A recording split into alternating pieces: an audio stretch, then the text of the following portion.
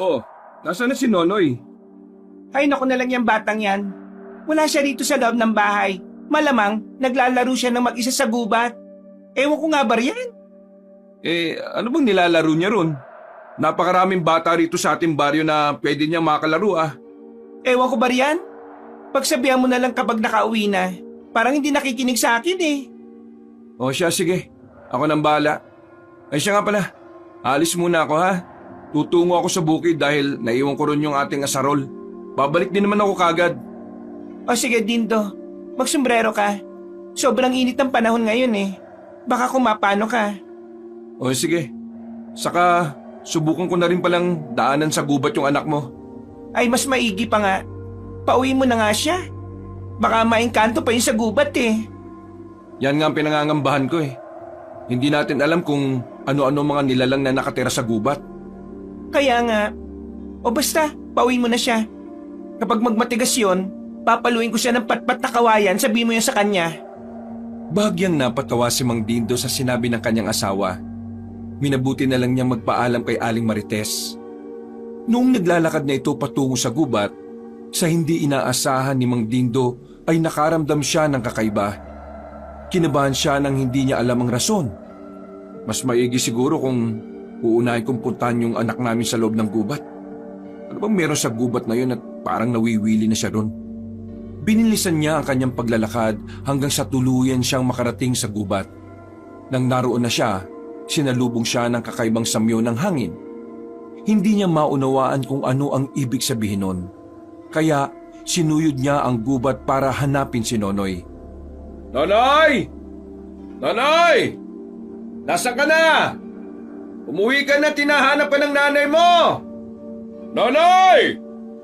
Nasa kalagitnaan siya ng kanyang pagsuyod sa gubat nang makarinig siya ng mga hagikhik. Nagkaroon siya ng hinala na si Nonoy yun. Kaya inalam niya kung saan banda ang pinagmumula ng naturang ingay. Makalipas ang ilang sandali, nagulat siya nang makitang nakalambitin sa isang mataas na puno ang kanyang anak. Diyos ko, Nonoy! Ano ginagawa mo riyan? Hoy! Bumaba ka! Baka kung mapano ka riyan eh! Tay, nandito pala kayo. Sandali lang po, naglalaro kasi kami. Kami? Wala ka namang kasama dyan ah! Meron po. Sa katunayan nga po, kasama ko sila ngayon rito eh. Anong pinagsasabi mo riyan? Bumaba ka na, umuwi na tayo. Nako, lagot ka talaga sa nanay mo. Sige po, bababa na po ako. Sige na, dumiretso ka na rin sa bahay natin ha. Ipinapatawag ka ng nanay mo at baka may uutos sa'yo. Habang bumababa si Nonoy, pinakiramdaman ni Mang Dindo ang paligid. Sinipat niya ang puno kung saan umakyat ang kanyang anak. Ngunit wala naman siyang nakitang kasama nito. Nung nakababa na si Nonoy, sigurado ka bang may kasama ka anak? Opo, sila pa nga po yung tumulong sa akin para makakit ng ganong kataas eh. Sigurado ka ba? Wala naman ako nakikita. Sigurado po ko, dalawa sila.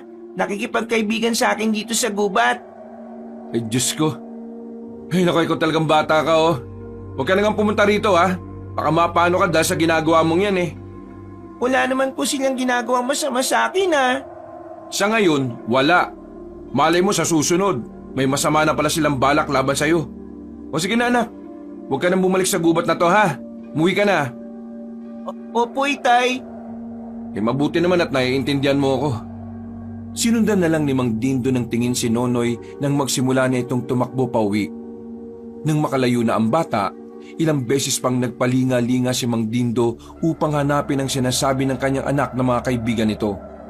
Wala naman ah. Yung talagang Nonoy na to oh.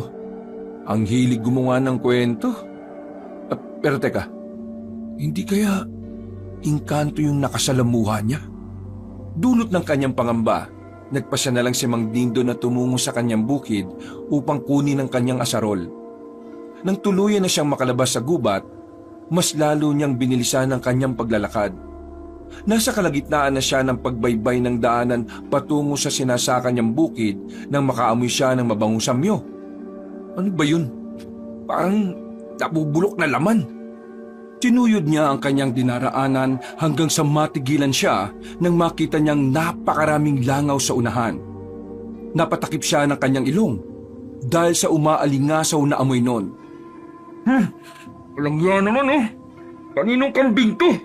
Bakit wakwak ang tiyan niya? At wala nang laman loob. Diyos ko, maging yung dugo oh. Parang sinipsip hanggang sa matuyot. Habang nakamasid sa patay na katawan ng kambing, iniisip niya kung sino ang may-ari ng kambing na yon at kung sino ang gumawa nito. Baka may nagdala lang yan dito. Mukhang hindi naman pagmamay-ari ng mga kanayong ko yan eh. Ay nako, pabayaan ko na nga lang. Patay na yan. Wala na rin ako magagawa dyan. Minabuti niyang ipagpatuloy ang kanyang paglalakad hanggang sa makarating na siya sa kanilang bukirin. Hinanap niya roon ang kanyang asarol, subalit napakunot noon na lamang siya nang hindi niya ito matagpuan. Dahil dito, nagpasya na lang siyang asikasuhin na lang ang kanyang alagang kalabaw. Dinala niya ito sa ilog upang paliguan at nang matapos na'y inuwi na lang niya din ito sa kanilang bahay. Noong naroroon na siya, naabutan niya si Aling Marites na pinapagalitan si Nonoy. Ilang beses na kitang pinagsabihan, huwag kang pumunta sa gubat, diba?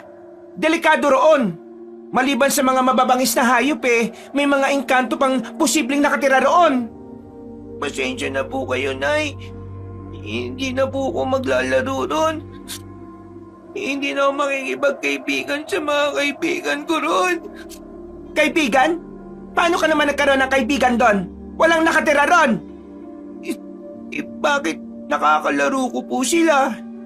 Ay nako, Diyos ko naman. Huwag mo nga akong tinatakot. Basta, magmula sa araw na ito, huwag ka na maglalaro sa gubat, ha? Maraming mga bata rito na pwede mong maging kalaro. Opo, Nay. Hindi na ako tutungo sa gubat. Makikipaglaro na rin ako sa mga bata rito sa atin.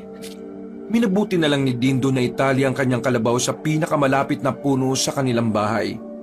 Nang medyo kumalma na si Aling Marites, nagpa siya nang pumasok si Mang Dindo. Naabutan niyang umiiyak si Nonoy, kaya pinaalalahanan niya ito para sa kabutihan din niya ang kung anumang sinabi ng kanyang ina. Huwag ka na magtampo sa amin. Kung madalas pinagsasabihan ka lang naman namin Para rin naman ito sa iyo. Kaya nga, hindi naman kami magagalit kung alam namin na mabuti ang patutungan ng ginagawa mo, Nanay. Patawad po. Pangako, hindi na ako makikipaglaro sa kung sino mang naroon sa gubat. Hindi ko na sila papansinin. Tutulong na lang po siguro ako kay Tati sa bukid. Mas mabuti pa nga yan. Para naman hindi ako madaling mabagot sa bukid. Nakakanto kasi kapag walang kasama at walang nakakausap. Ikaw naman kasi, ilang beses na kitang pinagsabihan na tutulong ako sa'yo. Pero ayaw mo. Mas gusto mo pang manatili ako rito sa bahay Kasi naman, mas gusto kong nandirito ka lang at nag-aalaga sa anak natin. Hindi na baling naiinitan ako sa labas. Basta naalagaan mo lang ng tama si Nonoy. Oo na, ikaw na masusunod. Basta, palagi kang mag-iingat at huwag mo kakalimutang uminom ng tubig parate para hindi ka na-dehydrate. Sinusunod ko naman yung mga bilin mo ha. Huwag ka mag-alala. Iingatan ko ang sarili ko para sa'yo. Dahil malapit ng mag-alas 4 na ng hapon, nagpasya si Aling Marites na maglaga na muna ng saging para may makain sila. Nanatili naman si Nonoy at Mang Dindo sa labas ng kanilang bahay at nagpatuloy sa kanilang pagkukwentuhan. Alam niyo po ba, Tay? Kanina, may nakita kong patay na kambing. Wakwak yung tiyan niya at wala na yung mga laman loob. Oo, nakita ko rin yun. Ano kaya may gawa nun, no? Hindi ko rin po alam Nakakatakot po yung itsunan ng kambing. Siguro, isang mabangis na hayop ang may gawa nun. Teka, hindi kaya aswang may gawa nun? Baka may nakarating ng aswang dito sa atin, ha? O baka naman, taga-kabilang baryo lang at itinapon dito yung kambing na wala ng buhay para hindi siya madaling mahuli. Aswang po? Ano po yun? Anak, sila yung mga nilalang na merong sumpa. Mga tao din sila kapag umaga. Subalit kapag gabi, hindi nila napipigilan yung gutom nila at uhaw. Ayun, nagiging halimaw sila. Kung ganun, baka yun nga po yung pumatay sa kambing na yun. Teka po, hindi po ba delikado sa tao yun? Delikado. Mapanganib ang mga nilalang na yon. Lalo na kapag sa babaeng buntis. Hindi nila nagagawang kontrolin yung kanilang sarili. Naku, nakakatakot naman po pala. Sana naman hindi natin siya makasagupa. Sana nga, Nonoy. Ang mahirap pa ron, baka nakakasalumuhan na pala natin dito sa baryo yung aswang. Kaya ikaw ha, huwag kang basta-basta sumasama sa kahit na kanino lang. Mahirap na. Opo, Tay. Tutuon ko na lang po yung pansin ko sa pagtulong sa inyo sa bukid. Mas maigi pa nga. Para naman, habang bata ka pa, alam mo na kung ano yung mga dapat gawin sa taniman natin. Sige po, Tay. Nagpasya na rin pumasok sa kanilang bahay si Nonoy.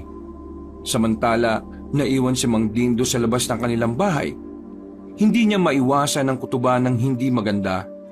Lalo pa at malakas ang hinala niya na may aswang na umaaligid sa kanilang baryo. Baka dumating pa yung araw na baka mismong yung kalabaw ko na yung nakawin at matatagpuan ko na lang na wala na itong buhay.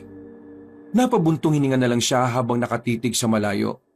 Naibaling na lang niya ang kanyang pansin sa tapat ng pintuan na makarinig siya ng mga yabag na papalapit. Luto na nilaga akong saging.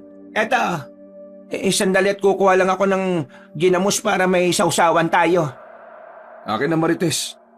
Tawagin mo na rin si Nonoy. Pumasok kasi siya sa loob ng bahay Baka nagbihis ng damit niya. Okay, sige. Sandali lang at tatawagin ko siya. Pumasok sa kanilang bahay si Marites para kumuha ng bagoong. Pagkalabas niya, kasama na niya si Nonoy na nakabihis na ng damit. Noon din, pinagsaluhan nila ang nilagang saging. Nasa kalagitnaan na sila ng kanilang pagkain nang may matanong silang isang lalaking naglalakad. Panay ang titig sa kanila at parang kinikilati silang tatlo. Subalit, nang mawari niyang pinagmamasdan din siya, itinuon na lang niya ang kanyang buong pansin sa daanan at dumiretso na sa paglalakad. Sino kaya yung lalaking yon? Hindi ko alam. Baka dayo lang dito. O baka naman may pinuntahan lang na kamag-anak. Naku, ewan ko ba? Parang iba yung pagkakabasa ko sa pagtitig niya sa atin Para bang may kahulugan yun. Ay, wag mo nang intindihin yan. Kumain ka na lang. Pagkatapos nito magluluto na ako ng hapunan natin. Naku, wag na. Dito pa lang busog na kami. Hindi ba, anak? Opo, Nay.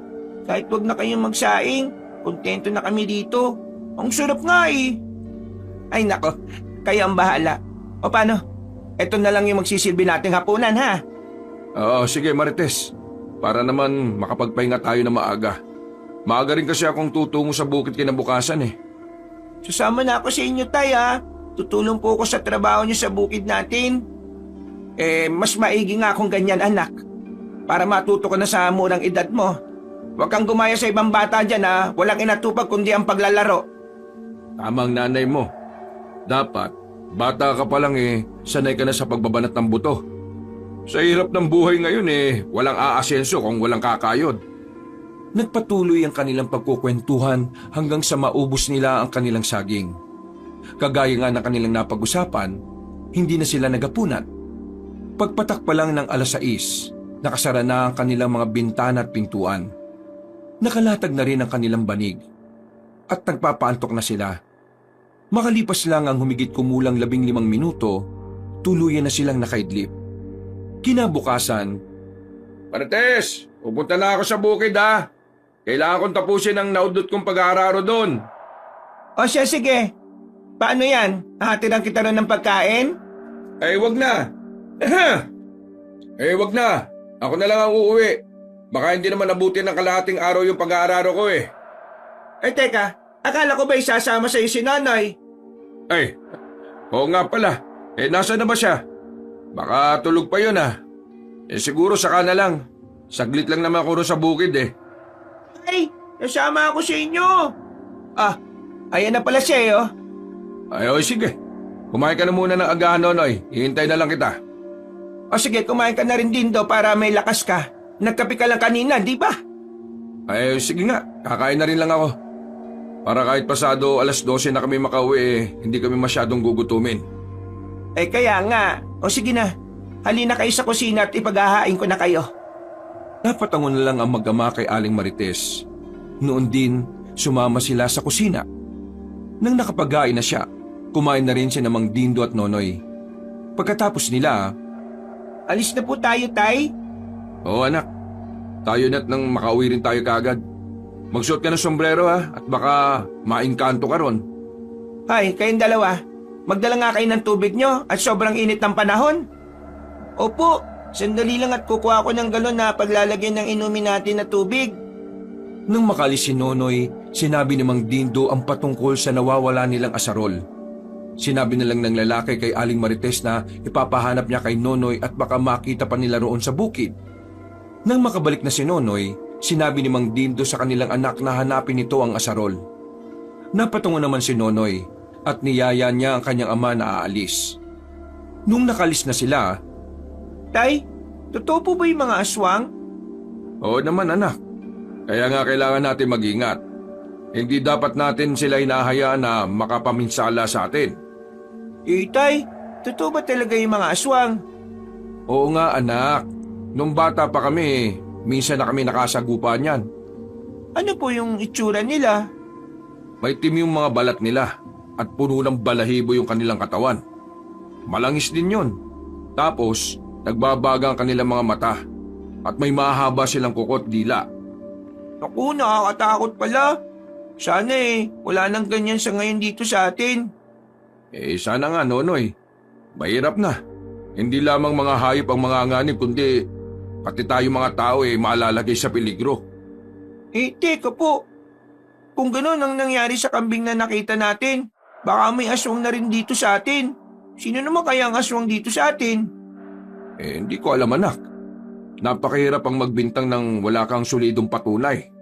Baka mamaya magkagulo pa't mapahiya tayo. Sa bagay. Pero sana, hindi aswang yung may gawa nun, no? Sana mabangis na hayop lang talaga. Sana nga Nonoy. Siya nga pala, kapag nakarating na tayo sa bukid, pwede bang hanapin mo yung nawawala nating asarol? Sige po, Tay. Yan kaagad ng gagawin ko.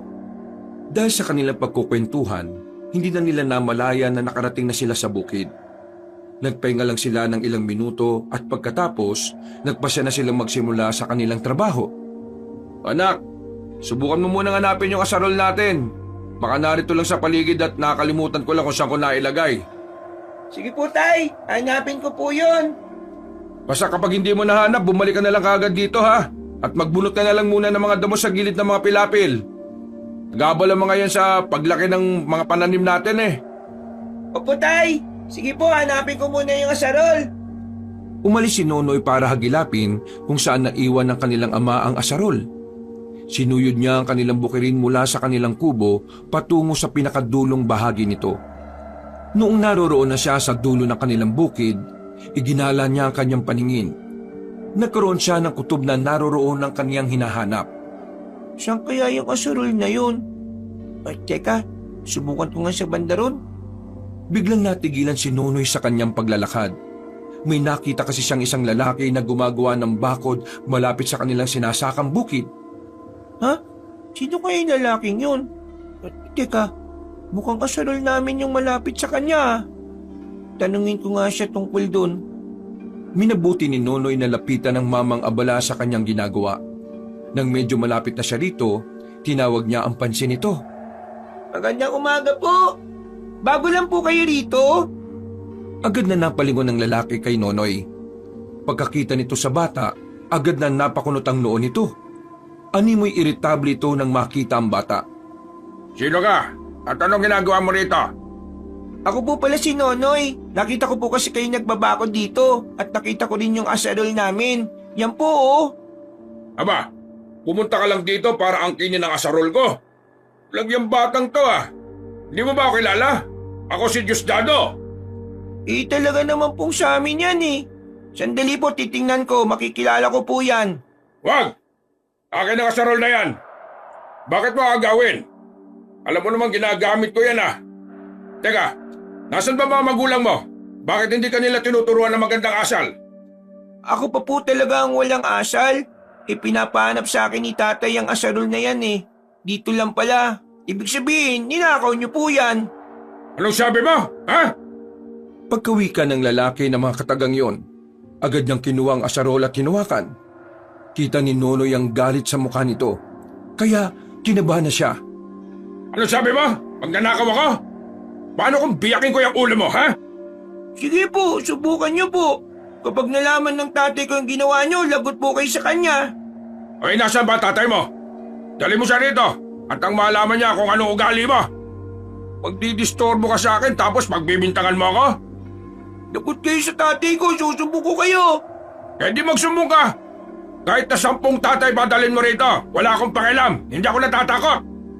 Magkahalong galit at takot ang naramdaman ni Nonoy dahil sa naging pagbabanta sa kanya ng lalaki. Napatakbo siya palayo upang isumbong ito kay Mang Dindo. Nang makabalik siya, naabutan niyang abala sa pag-aararo ang kanyang ama.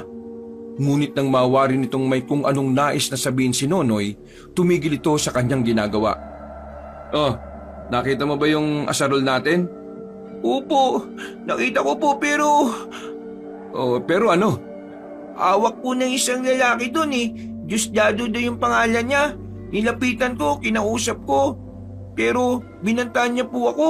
Sa kanya raw yung asarol na yun eh. Ha? Pero sigurado ka bang sa atin talaga yung asarol? Opo, sigurado po ko, tay. Eh kung ganun tayo na. Kailangan mabawi natin yung asarol natin. Dadaling ko yung ita ko, sandali. Sige po, tay. Kukunin ko po. Nang makuha na ni Nonoy ang itak, nagmamadali sila patungo sa kinaroroonan ng lalaking nagbabakod. Subalit, nang makarating na sila sa bandang dulo na kanilang bukirin, hindi na nila ito naabutan. Wala na roon ang lalaki, pero naroroon ang asarol. Tama ka anak, sa atin nga yung asarol na yan. Kunin mo at ang madala natin pauwi. Sige po, tay. Tingnan muna pala natin ang paligid. Teka, bakit kaya binabakuran niya yung lupain ito? Iwan ko po, baka sa kanya po yung lupay na ito. Baka naibenta sa kanya. Pabaya mo na. Tayo na't nang matapos ko na itong pag-aararo. Uwi na tayo kagad pagkatapos nun. Napatango si Nonoy sa kanyang ama at nagsimula na silang maglakad. Pagkabalik nila sa kanilang kubo, naghintay na lang siya kay Mang Dindo hanggang sa matapos na ito sa pag-aararo. Tayo na, umuwi na tayo. Dalhin mo na rin yung asarol at baka nakawin pa ulit yan sa atin. Sige po, tay. Mandalang sa akin yung taong yun kapag nagkita kaming dalawa. Magkakaroon din ako ng pagkakataon para makatagpo siya. Humanda siya sa akin kapag nagkita kami. Noong makauwi na ang mag-ama, agad na ipinakita ni Mang Dindo kay Aling Marites ang asarol.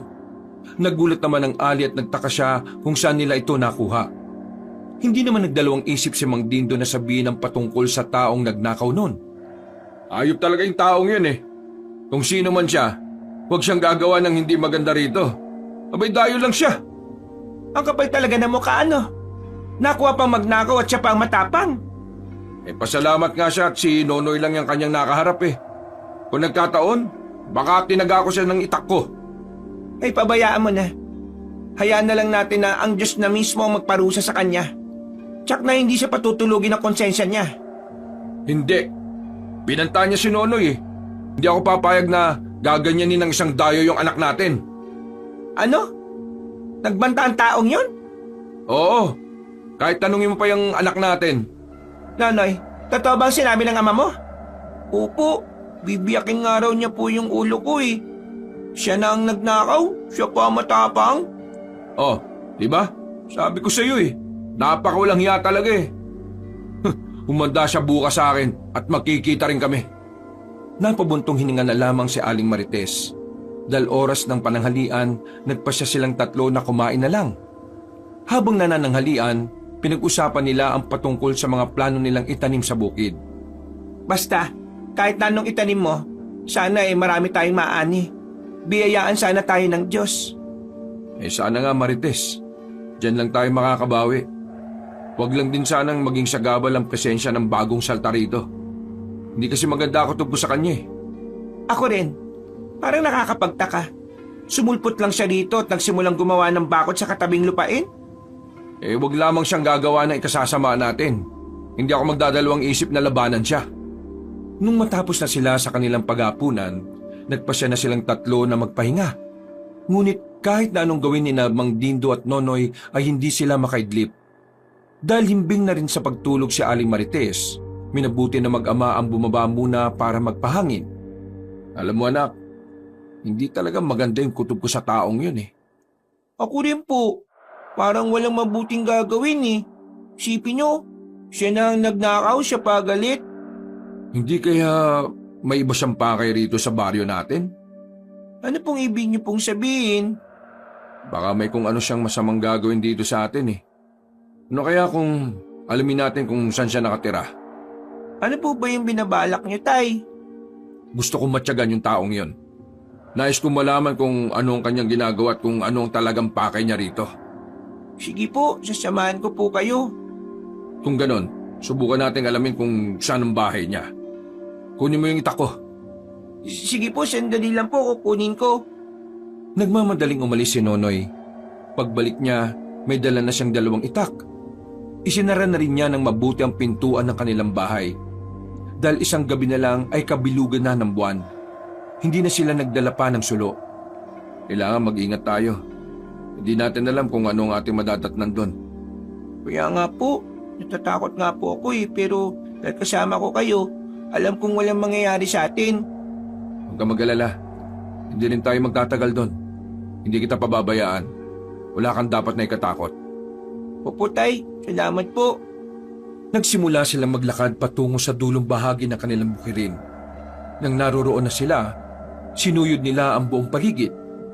Ilang sandali pa, may naaninag siyang isang kubo roon na merong malamlam na gasera.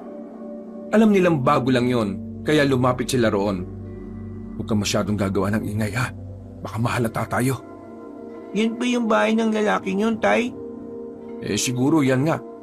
Bagong tirik lang yan dito eh.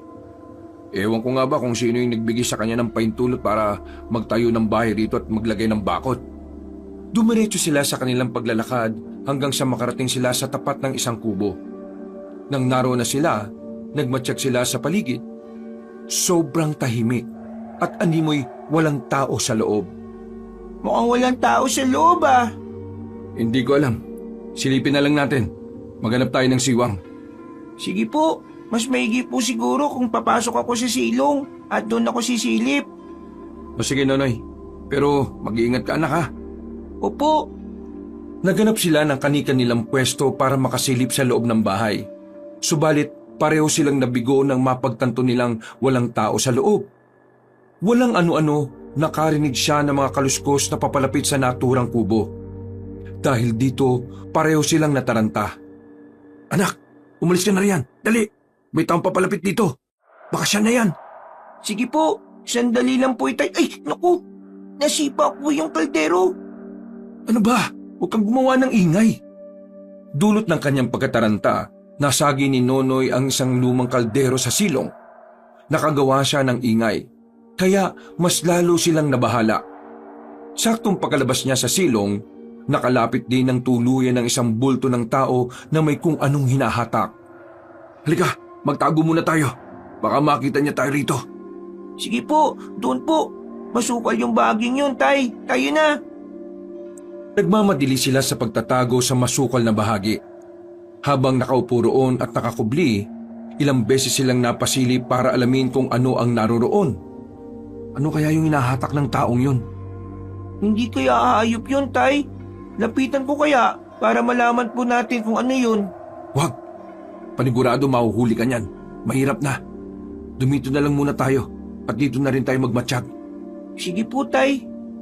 Nanatili sila sa ganoong sitwasyon hanggang sa pumasok na ang tao sa loob ng kanyang tirahan. Naghintay lang ilang sandali si Mang Dindo at Nonoy. Nang hindi pa rin nakalabas ang tao, mabilis silang lumapit doon para alamin kung ano ang dinala ng dayo roon. Pagkalapit nila sa hinatak nito, Tay, ano po ito? kalahating katawan ng kambing yan ha.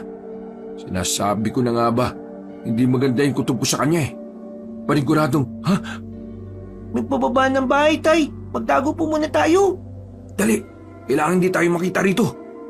Nagmadali silang magtago sa madilim na bahagi habang nakamasid pa rin sa hayop na dinala ng lalaki roon. Ilang sandali pa, parehong namulagat ang mga mata ng mag-ama nang makita nilang bumabayon.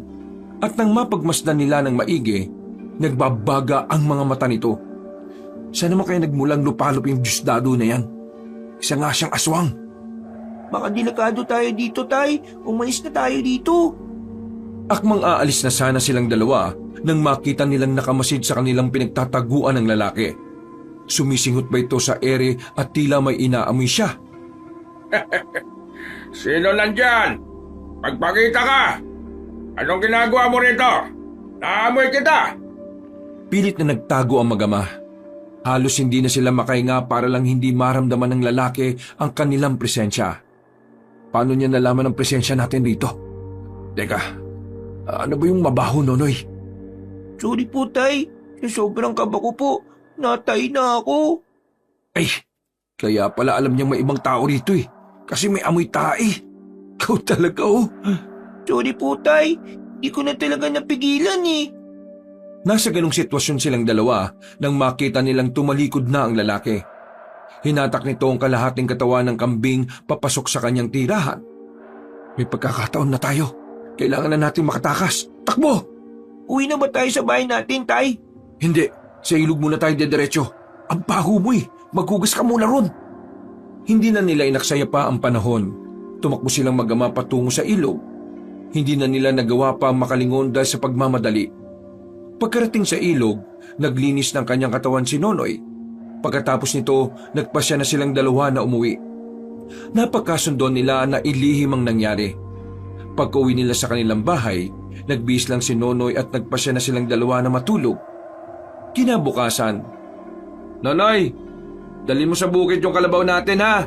Kailangan makakain siya ng maraming damo para naman may lakas siya kinabukasan. Mag-aararo pa tayo sa bandang dulo ng bukirin natin. Sige po, Tay. Ngayon din mismo, dadalhin ko po yung kalabaw natin doon. O sige, mag-ingat ka ha. Kapag nakita mo rin si Diosdado, sabihin mo kagad sa akin.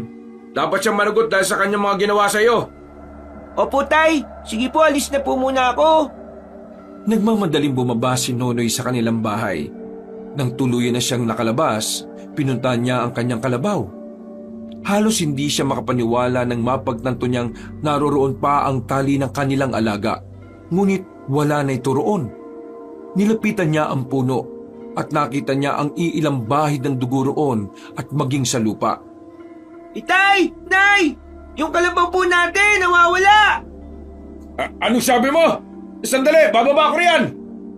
Nagmadaling bumaba si Mang Dindo. Sumunod na rin sa kanya si Aling Marites. Pareho silang nanlumo nang mawari nilang nawawala ang kanilang alaga. Hanapin po natin, baka nandito lang siya sa paligid. Sige, ikaw Nonoy, doon ka. Ikaw Marites, sa bandaron. Doon naman ako maghahanap. Nagkanya-kanya sila ng takbo para hanapin ang kalabaw nila. Subalit kahit saang bandaman sila maghagilap, hindi nila ito nakita.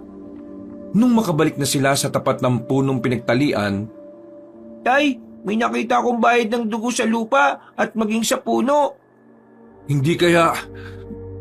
Halika Nonoy, samahan mo ako, may pupuntahan tayo. Ay, saan naman kayo pupunta? Saka na namin sasabihin. Dumito ka lang muna sa bahay at baka bumalik pa yung magnanakaw ngayong umaga. Nagmadaling umalis sina Mang Dindo at Nonoy. Kahit pa hindi alam ng bata kung saan talaga sila pupunta, sumama na lang siya sa kanyang ama. Noong lumaon, nawari ni Nonoy kung saan sila patungo. Ano po yung gagawin natin sa bahay ni Mang Diosdado, Tay? Siya lang ang alam kong may kakayahang magnakaw ng kalabaw natin. Malakas ang kutob kong gumunti siya kagabi dahil pinuntahan natin siya sa kanyang bahay. Pero, baka kung ano po yung gawin niya sa atin, Tay. Huwag ka mag-alala. Walang gaanong kakayahan ng aswang kapag may araw. Tayo na, baka hindi pa natin siya abutan. Sige po, Tay. Dahil sa pagmamadali nila sa paglalakad, hindi na sila dumaan sa kanilang bukirin. Nang lumaon, nakarating na sila sa tapat ng bahay ni Mang Diosdado. Nagmatsyag sila at nang mapansin nilang tahimik ang buong paligid, sinubukang sumigaw ni Mang Dindo. Hoy! Diosdado! Lumabas ka riyan! Anong ginawa mo sa anak ko? Sino yan? Hindi kita kilala. Anong pakay mo rito? Nandito ako para alamin ang dahilan mo. Bakit mo binanta ng anak ko? Habang sumisigaw si Mang Dindo, sinenyasan niya si Nonoy na mag-ikot sa paligid at alamin kung merong bakas doon ang kanilang kalabaw. Lumangit-ngit naman ang pinto ng bahay ni Mang Diosdado at ilang sandali lang, lumabas na ito na merong dalang itak. Sino ka? At bakit mo binubulabog ang tulog ko? Ama ako ng batang binantaan mo. Bakit mo siya binantaan? Ninakaw mo na nga yung asarol namin eh. Ikaw pa ang magbabanta? Ano pinagsasabi mong ninakaw? Ako pa nga ninakawan niyo eh. Huwag mong sabihin ikaw yung nagnakaw nun at binabaliktad mo lang ang sitwasyon. Ako pa talaga ang babaliktad ha. Sa oras na ulitin mo pa yung ginawa mo kay Nonoy, malalaman natin kung hanggang saan niyang kaya mo. Ako ba talaga hinamon mo? Handa ko kahit anong oras. Huwag ka lamang susugod dito ulit at may kalalagyan ka sa akin. Ay isa pa pala, ano mo nagawa magtayo ng bahay rito at makapagsimula ng pagbabakod? Ibinigay ng may-ari ang lupain ito sa akin. Bakit? Kaya ka? Hindi na nakasagot si Mang Dindo. Nakabalik na si Nonoy at pabulong itong nagwika na wala siyang mahanap na palatandaan na naroroon ng kanilang kalabaw. Nang ibaling nila ang kanilang pansin, nakita nila ang isang tumpok ng dayami. Napansin naman ni Mang Diosdado na nakatitig ang mag-ama roon. Alis na kayo! Alis! Ang distorbo! Ninaisa ng puntahan ni Nonoy ang tumpok ng dayami. Subalit pinigilan siya ng kanyang ama. Sinabi nitong magtatanong-tanong muna sila sa kanilang kababaryo at baka sakaling may makuha silang impormasyon. Bakit niyo po ko pinigilan, Tay? Baka yun na po yung kalabaw natin. Hayaan mo na. Mamayang gabi, babalik tayo at malalaman natin kung kalabaw natin yon. Malakas ang kutob kong wala nang buhay ang kung anumang hayop na tinabakan niya ng dayami. At sana, hindi yun yung kalabaw natin. Pero paano po kung halagan natin ang nandun? Bahala na. Kailangan mahuli natin sa aktong Diosdado na yan. Kung kalabaw man natin ang naroroon, magbabayad talaga siya sa atin. Nagpasya na lamang sila mag-ama na sa bukid nila sila dumaan. Nasa kalagitnaan sila ng kanilang paglalakad nang matanaw ni Nonoy ang bakod na ginawa ni Mang Diosdado. Itay, mukhang may bahagi ng bukid natin ang binakuran ni Mang Diosdado ah. Ba't walang hiya yun ah? Sino nagbigay sa kanya ng karapatan na gawin yan? Halika, lapitan natin at alamin. Bininisan nila ang kanilang paglalakad hanggang sa makarating sila sa tapat ng ginawang bakod ni Mang Diosdado. Napamura na lang si Mang Dindo nang malaman niyang tama ang sinabi ni Nonoy. Halos ilang bahagi ng kanilang bukirin ang sinakop ng bakod ng dayo. Ba't napakawalang ya talaga ng Diosdado na yan ah? Halika, sirain natin ang bakod na yan. Marahil gabi niya ginawa to eh. Napakaganid niya. Pati ang di sa kanya talaga aangkinin niya. Magnanakaw talaga. Pinagtatatagaan ni Mang Dindo ang bakod hanggang sa tuluyang masira ito. Isa-isa namang itinapon ni Nonoy ang bahagi ng bakod na nasira. Bago pa lang siya dito eh. Pero marami na siyang naging atraso. Umanda siya kapag kinanti niya ang ibang tao rito. Kukuyugin talaga siya ng mga taga-nayon at itatapon sa malayo. Ano kaya kung isumbong natin siya kay Kapitan? Kilala ko si Kapitan. Tayo pa magiging masama niya kapag nagkataon. Ano pong gagawin natin? Pabayaan na lang muna natin. Karma na lang ang bahala sa kanya. Nang matapos sila sa kanilang pagsira ng bakod, nagpasya na silang umuwi. Pagka-uwi nila, nagulat sila sa balita ni Aling Marites sa kanila. Hindi lang pala kalabaw natin ang nawawala. May mga kanayon tayong naghahanap ng kanilang mga alaga. Nawawala rin daw. Hindi kaya marami magnanako na pumupunta dito sa atin paggabi? Hindi ako naniniwala dyan. Isa lang ang hinala kong kumuha ng lahat ng yon. Hindi ko man alam kung anong tunay niyang pakay, pero malakas ang kutob ko na siya ang magnanakaw.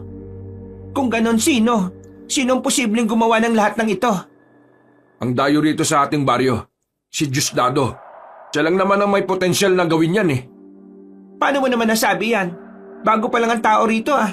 Hinuhusgahan mo na kagad? Marami na siyang ginawang hindi maganda. Una, ninakaw niya yung asarol natin. Pangalawa, binantaan niya si Nonoy. Ngayon nga nalaman namin binakuran niya yung ibang bahagi ng bukirin natin. Ha? Anong ibig mo sabihin? Kanina kasi, nung papunta kami ng bahay niya, sa kabila kami dumaan. Pero nung pauwi na, nagpasya kaming sa bukid na natin kami dumaan. At nakita naming umabot hanggang sa lupa natin yung bakod niya. Abay, napakawalang hiyaan naman niya. Ganun pa man wala tayong matibay na ebidensya. Baka tayo pa mabaliktad niyan kapag nagbintang tayo. Mamayang gabi, kabilugan na ng buwan. Aalamin ko kung ano talaga ang sikreto ng Diosdado na yan. Ano bang ibig mo sabihin, ha? May hinala kasi akong aswang siya eh.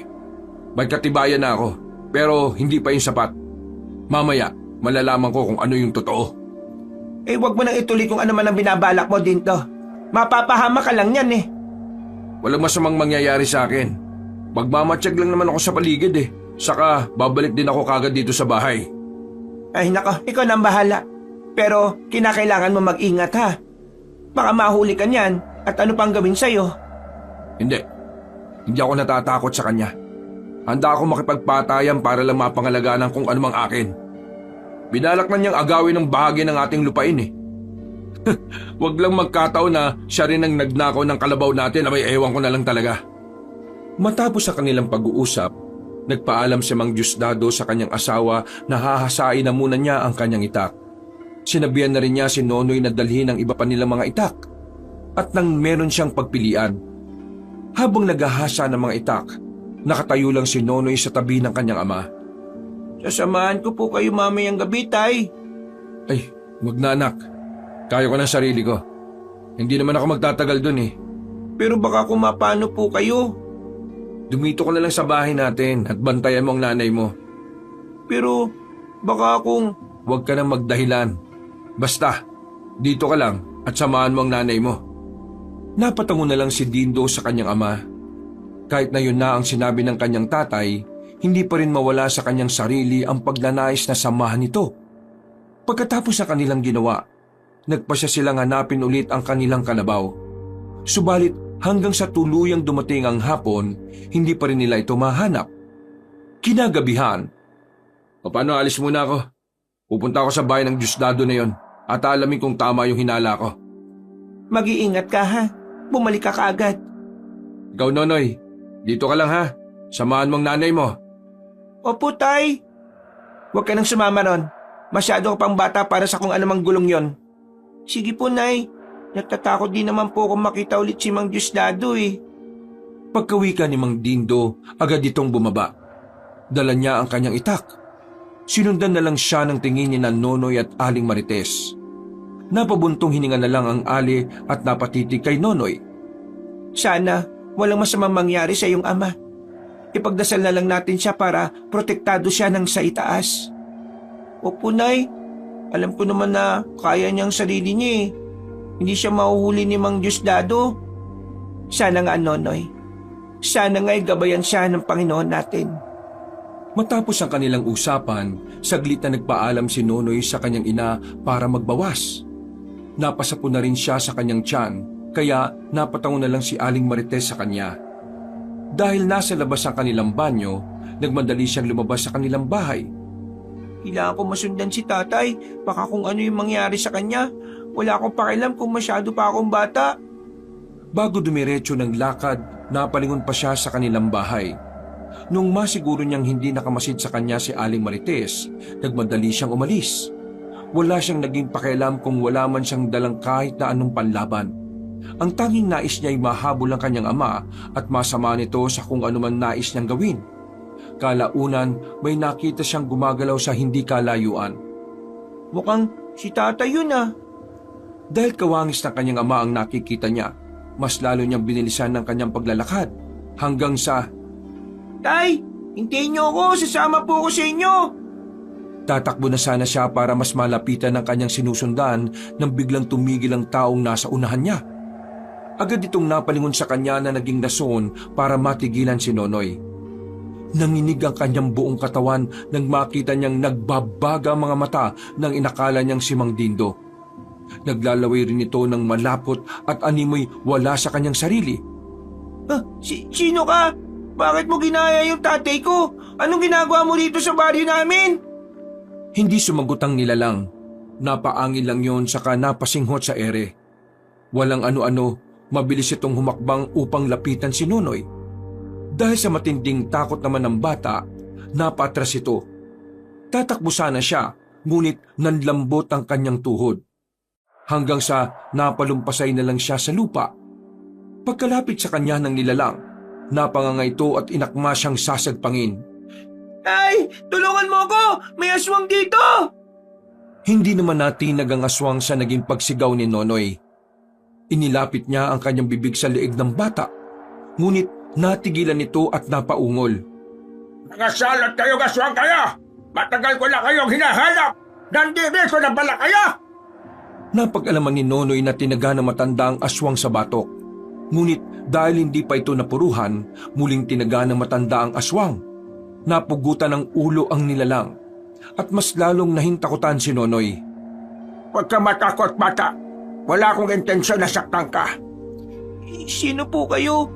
Saan kayo nanggaling? At paano kayo nakarating dito?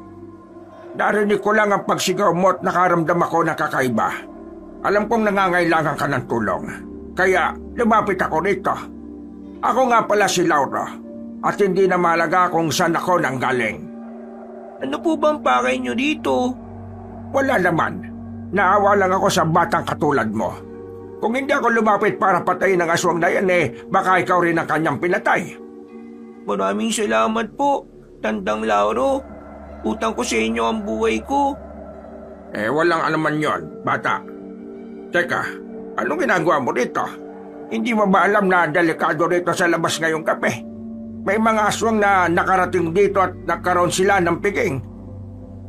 Ano po ba yung ibig pong sabihin nun? May pinagsasaluhang kalabaw ang mga aswang sa bandang dulo ng dayong ito. Natigilan ng ilang segundo si Nonoy. Naalala niya si Mang Diosdado at ang kanyang amang pumunta sa bahay nito para magmatsyat. Kinutuban siya ng hindi maganda, kaya nagpaalam siya kay Tandang Lauro. Tandang Lauro, mauuna na po ko. Kailangan ko mapuntahan si tatay. Baka ako mapano na siya eh. Apay, napakalakas naman ng loob mo, bata. Bago ka umalis hayaan mong bigyan kita ng proteksyon laban sa mga aswang na yan. Proteksyon po? Eto, tanggapin mo itong 2 trespi ko. Ibigay mo ang isa sa iyong ama at suotin mo rin ang isa para walang mangyaring masama sa inyo. Maraming salamat po, Tandang Lauro. Maraming salamat po talaga. Ay sige na, baka kung ano pa mangyari sa ama mo. Sa iyo na rin itong itak ko. Kargado na yan ng dasal at pamuksayan sa mga masasamang elemento. Maraming salamat po. Noon din, nagpaalam si Nonoy na umalis na. Napatango naman sa kanya ang matanda at nanatiling nakatayo doon. Nang makailang hakbang na ang bata, nilingon niya ang matanda. Namulagat na lang ang kanyang mga mata at lumakas ang kabog ng kanyang puso nang makita niyang kinain ng liwanag si Tandang Lauro. Ano kaya nangyari kay Tandang Lauro? Ano ba siya? At bigla na lang siyang dumating at bigla na ring nawala. Magkahalong pangingilabot at pagkamangha ang kanyang naramdaman. Isa lang ang naging sigurado ni Nonoy, hindi pangkaraniwang tao si Tandang Lauro. Isinuot niya ang isang trespiko at tinawakan ng maigi ang isa pa. Ilang sandali lang, nakaramdam siya ng kakaibang enerhiyang bumabalot sa kanyang katawan. Pakiramdam niya'y naging ibang tao na siya, kaya nawala ang kanyang takot. Kailangan kong makita si tatay. Baka kung napano na siya. Pabigay ko sana kagad sa kanya itong trespikong medalyon na bigay ni Tandang Lauro. Dahil maliwanag ang buwan, hindi nahirapan si Nonoy na baybayin ang daan patungo sa bahay ni Mang Diosdado. Nang malapit na siya roon, nagtaka siya kung bakit may ingay siyang naririnig. Sinipat niya ang paligid hanggang sa matanaw niya ang kanyang ama. Payuko siyang lumapit dito upang walang ibang makakita sa kanya. Tay, marami po ba talagang aswang dito? Oh, Nonoy, bakit ka nandito? Pinagsabihan na kita. Nag-aalala po kasi ako eh. Baka kung ano na pong mangyari sa inyo. Ang nanay mo, hindi ka ba nag-aalala? Mag-isa lang siya sa bahay natin. Huwag na po kayong magalit. Ito, suotin niyo po ito. Ano ba to? Saan ang galing to? Binigay po yan ng matandang tumulong sa akin. Suotin daw natin bilang proteksyon. Sinong matanda? Bakit? Ano bang nangyari sa'yo? Magsasalita na sana si Nonoy nang bigla siyang matigilan. May narinig silang ingay sa labas ng bahay ni Mang Diosdado, kaya napasipat sila ng maigi roon. Nakita nilang may kung ano silang pinagsasaluhan, kaya naisipan nilang alamin kung ano yon. Teka po, ang tumpok ng dayaming nakita natin, nawala na. Nalinti ka na. Malamang, hayop talaga ang tinakpan yun. Tayo na, mas lapitan pa natin ang bahay ng Diosdado na yan. Ito po, suotin niyo muna po ito nang may protection po kayo kahit na papano. Isinot naman ni Mang Dindo ang trespikong ibinigay sa kanya ni Nonoy. Inihanda na lang din nila ang kanilang itak at marahang pumwesto sa bahagi kung saan makikita nila ang mga naroroon. Nang tuluyan na silang nakalapit doon, nagulat sila nang mapagtanto nilang hindi mga normal na tao ang nasa piging na yon. Itay, parang yan po yung... Kalabaw natin! Kalabaw natin yung pinagsasaluhan nila! Walang iya! Ilang taon nating inilagaan tapos gaganyanin lang nila. Magbabayad sila! Ano pong gagawin natin, Tay? Baka po kapag kukumprontahin natin sila, malalagay tayo sa panganib. Hindi. Magmamatsyag lang muna tayo rito. Kabilugan ng buwan ngayon. Malalakas sa mga aswang na yan. Kailangan maghintay tayo ng panahon para makaganti. Matibay na ang ebidensya natin. Habang pinagmamasdan nila sina Diosdado, nanginginig sila sa galit.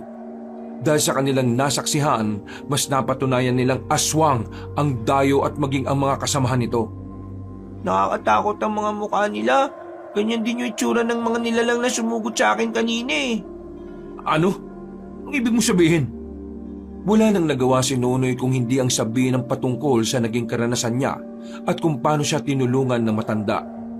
Napagtanto nilang dalawa na marahil papunta na rin sa bahay nila si Mang Diosdado. Sapat na sa akin ang nalaman natin kung anong totoo. Manghingi tayo ng tulong sa mga tao at ang maitaboy na sa baryong itong Diosdado na yan. Simula pa lang, sila palang rason kung bakit may mga hayop na nawawala sa baryo natin. Pero delikado po tayong lahat dito. Kung nagawa nila yan sa mga hayop, baka sa susunod, iisa-isay na niya ang mga tao dito. Sa ngayon, kahit pa na masakit sa akin na mawala ang alagang kalabaw natin, ipagpapasadyos ko na lang yon. Masakit nang mawalan ng alaga. Pero dihado tayo. Mas marami sila at hindi natin sila kakayanin. Muli nilang sinulyapan ng mga aswang na nagsasalo-salo. Binilang pa sila ni Nonoy at halos nasa 20 silang lahat. Sabik sila sa pagkain ng karne ng patay na kalabaw. At animoy wala sila sa kanilang katinuan. Tayo na! Sige po, Tay. Nagmamadali silang maglakad hanggang sa makalayo na sila sa bahay ng dayo. Napalingon pa silang pareho at nawari nilang hanggang sa mga oras na yon nagkakasiyahan ng mga yon. Paano po kung mamayang gabi, ang mga taga rito naman ang kanilang pagdiskitaan? Hindi naman siguro. Busog na mga yun malamang. Uuwi na rin sila kung saan lupalop sila nang galing. Kapag si Diosdado na lang ang may iwan dito, doon ko siya kukomprontahin dahil sa ginawa niya. Kayo po ang bahala, Tay. Tayo na po. Baka nag-aalala na po si nanay sa atin. Lagot ka sa kanya. Pinagsabihan naman kita na huwag ka nang lumabas eh. Mas nag-aalala po ko sa inyo eh. Susugod kayo ng mag-isa sa aswang. Wala kang dapat na ipag-alala, anak. Alam ko naman kung anong gagawin ko eh. Hindi naman ako basta-basta susugod sa kanila. Lalo na't marami sila. Magiging pagkain lang ako ng mga aswang na yon. Binilisan nila ang kanilang paglalakad hanggang sa makarating sila sa kanilang bahay. Naabutan nilang nakadungaw sa bintana si Aling Marites. Pagkakita niya kay Nonoy, namulagat ang kanyang mga mata. Sinasabi ko na nga pa eh. Pumasok ang mag-ama sa kanilang bahay. Nang naroon na sila, agad na nilapitan ni Aling Marites si Nonoy at sinimulang pagalitan. Pinigilan naman siya ni Mang Dindo at sinabi kung ano ang kanilang natuklasan. Bakit hindi mo siya kinumpronta, ha? Walang yang yon. Kung hindi mo siya magagawang kumprontahin, ako susugod doon. Wag na, Marites. Marami sila at baka kumapahama ka lang. Kahit na, hindi mo ba naisip kung gaano kalaking naitulong sa atin ang kalabaw na yon? Kung ilang taon natin pinaghirapan pakainin yon at alagaan. Ako susugod doon. Hindi ko mapapalampas ang ginawa nilang ito. Pagkatapos niyang magsalita, inagaw niya ang itak ni Mang Dindo. Mabilis na tumakbo si Aling Marites palabas sa kanilang bahay. Hindi na nito nagawa pang makalingon sa kanyang mag-ama at dire-diretso sila sa kanyang pagtakbo. Kailangan masundan natin ang nanay mo. Pipigilan natin siya kung ano man ang balak niya. Napakadelikado ng gagawin niya. Tayo na po, Tay, bilis! Kumuha pa ng isang itak si Mang Dindo. Si Nonoy naman, hawak pa rin niya ang itak na bigay sa kanya ng misteryosong matanda. Noon din, hinabol nila si Aling Marites. Pareho silang kinutuban ng hindi maganda dahil sa ginawa ng ali. Dulot ng suot niyang agimat, naging mabilis din ang pagtakbo ni Nonoy at hindi ito nakaramdam ng pagod. Kinakailangan natin mapigilan ng nanay mo. Baka kung mapano siya sa kamay ng mga aswang. Nasa kalagitnaan sila na kanilang pagtakbo nang marinig nila ang pagsigaw ni Aling Marites. Dahil dito, mas lalo nilang binilisan ang kanilang pagtakbo hanggang sa matanaw na nila si Aling Marites. Marites! Sinabihan naman kita! Delikadong gagawin mo! Tulong, Tito! Tulungan mo ako! Anong nangyari? Hindi! Lubayan niyo asawa ko! Mga demonyo! Nakita na mag-ama kung paanong paligiran ng mga aswang si Aling Marites. Pareho silang nabahala. Kaya napatakbo na sila upang lapitan ang mga ito. Nang halos 2 dipan na lang ang layo nila sa kinatatayuan ni Aling Marites at ng mga nilalang, ay napagtanto nilang higit sa 5 aswang ang naroroon. Dindo, anong gagawin ko? Tulungan mo ako! Huwag ka mag-alala! Hindi kita pababayaan! Kayo mga aswang! Lubayan niyo siya!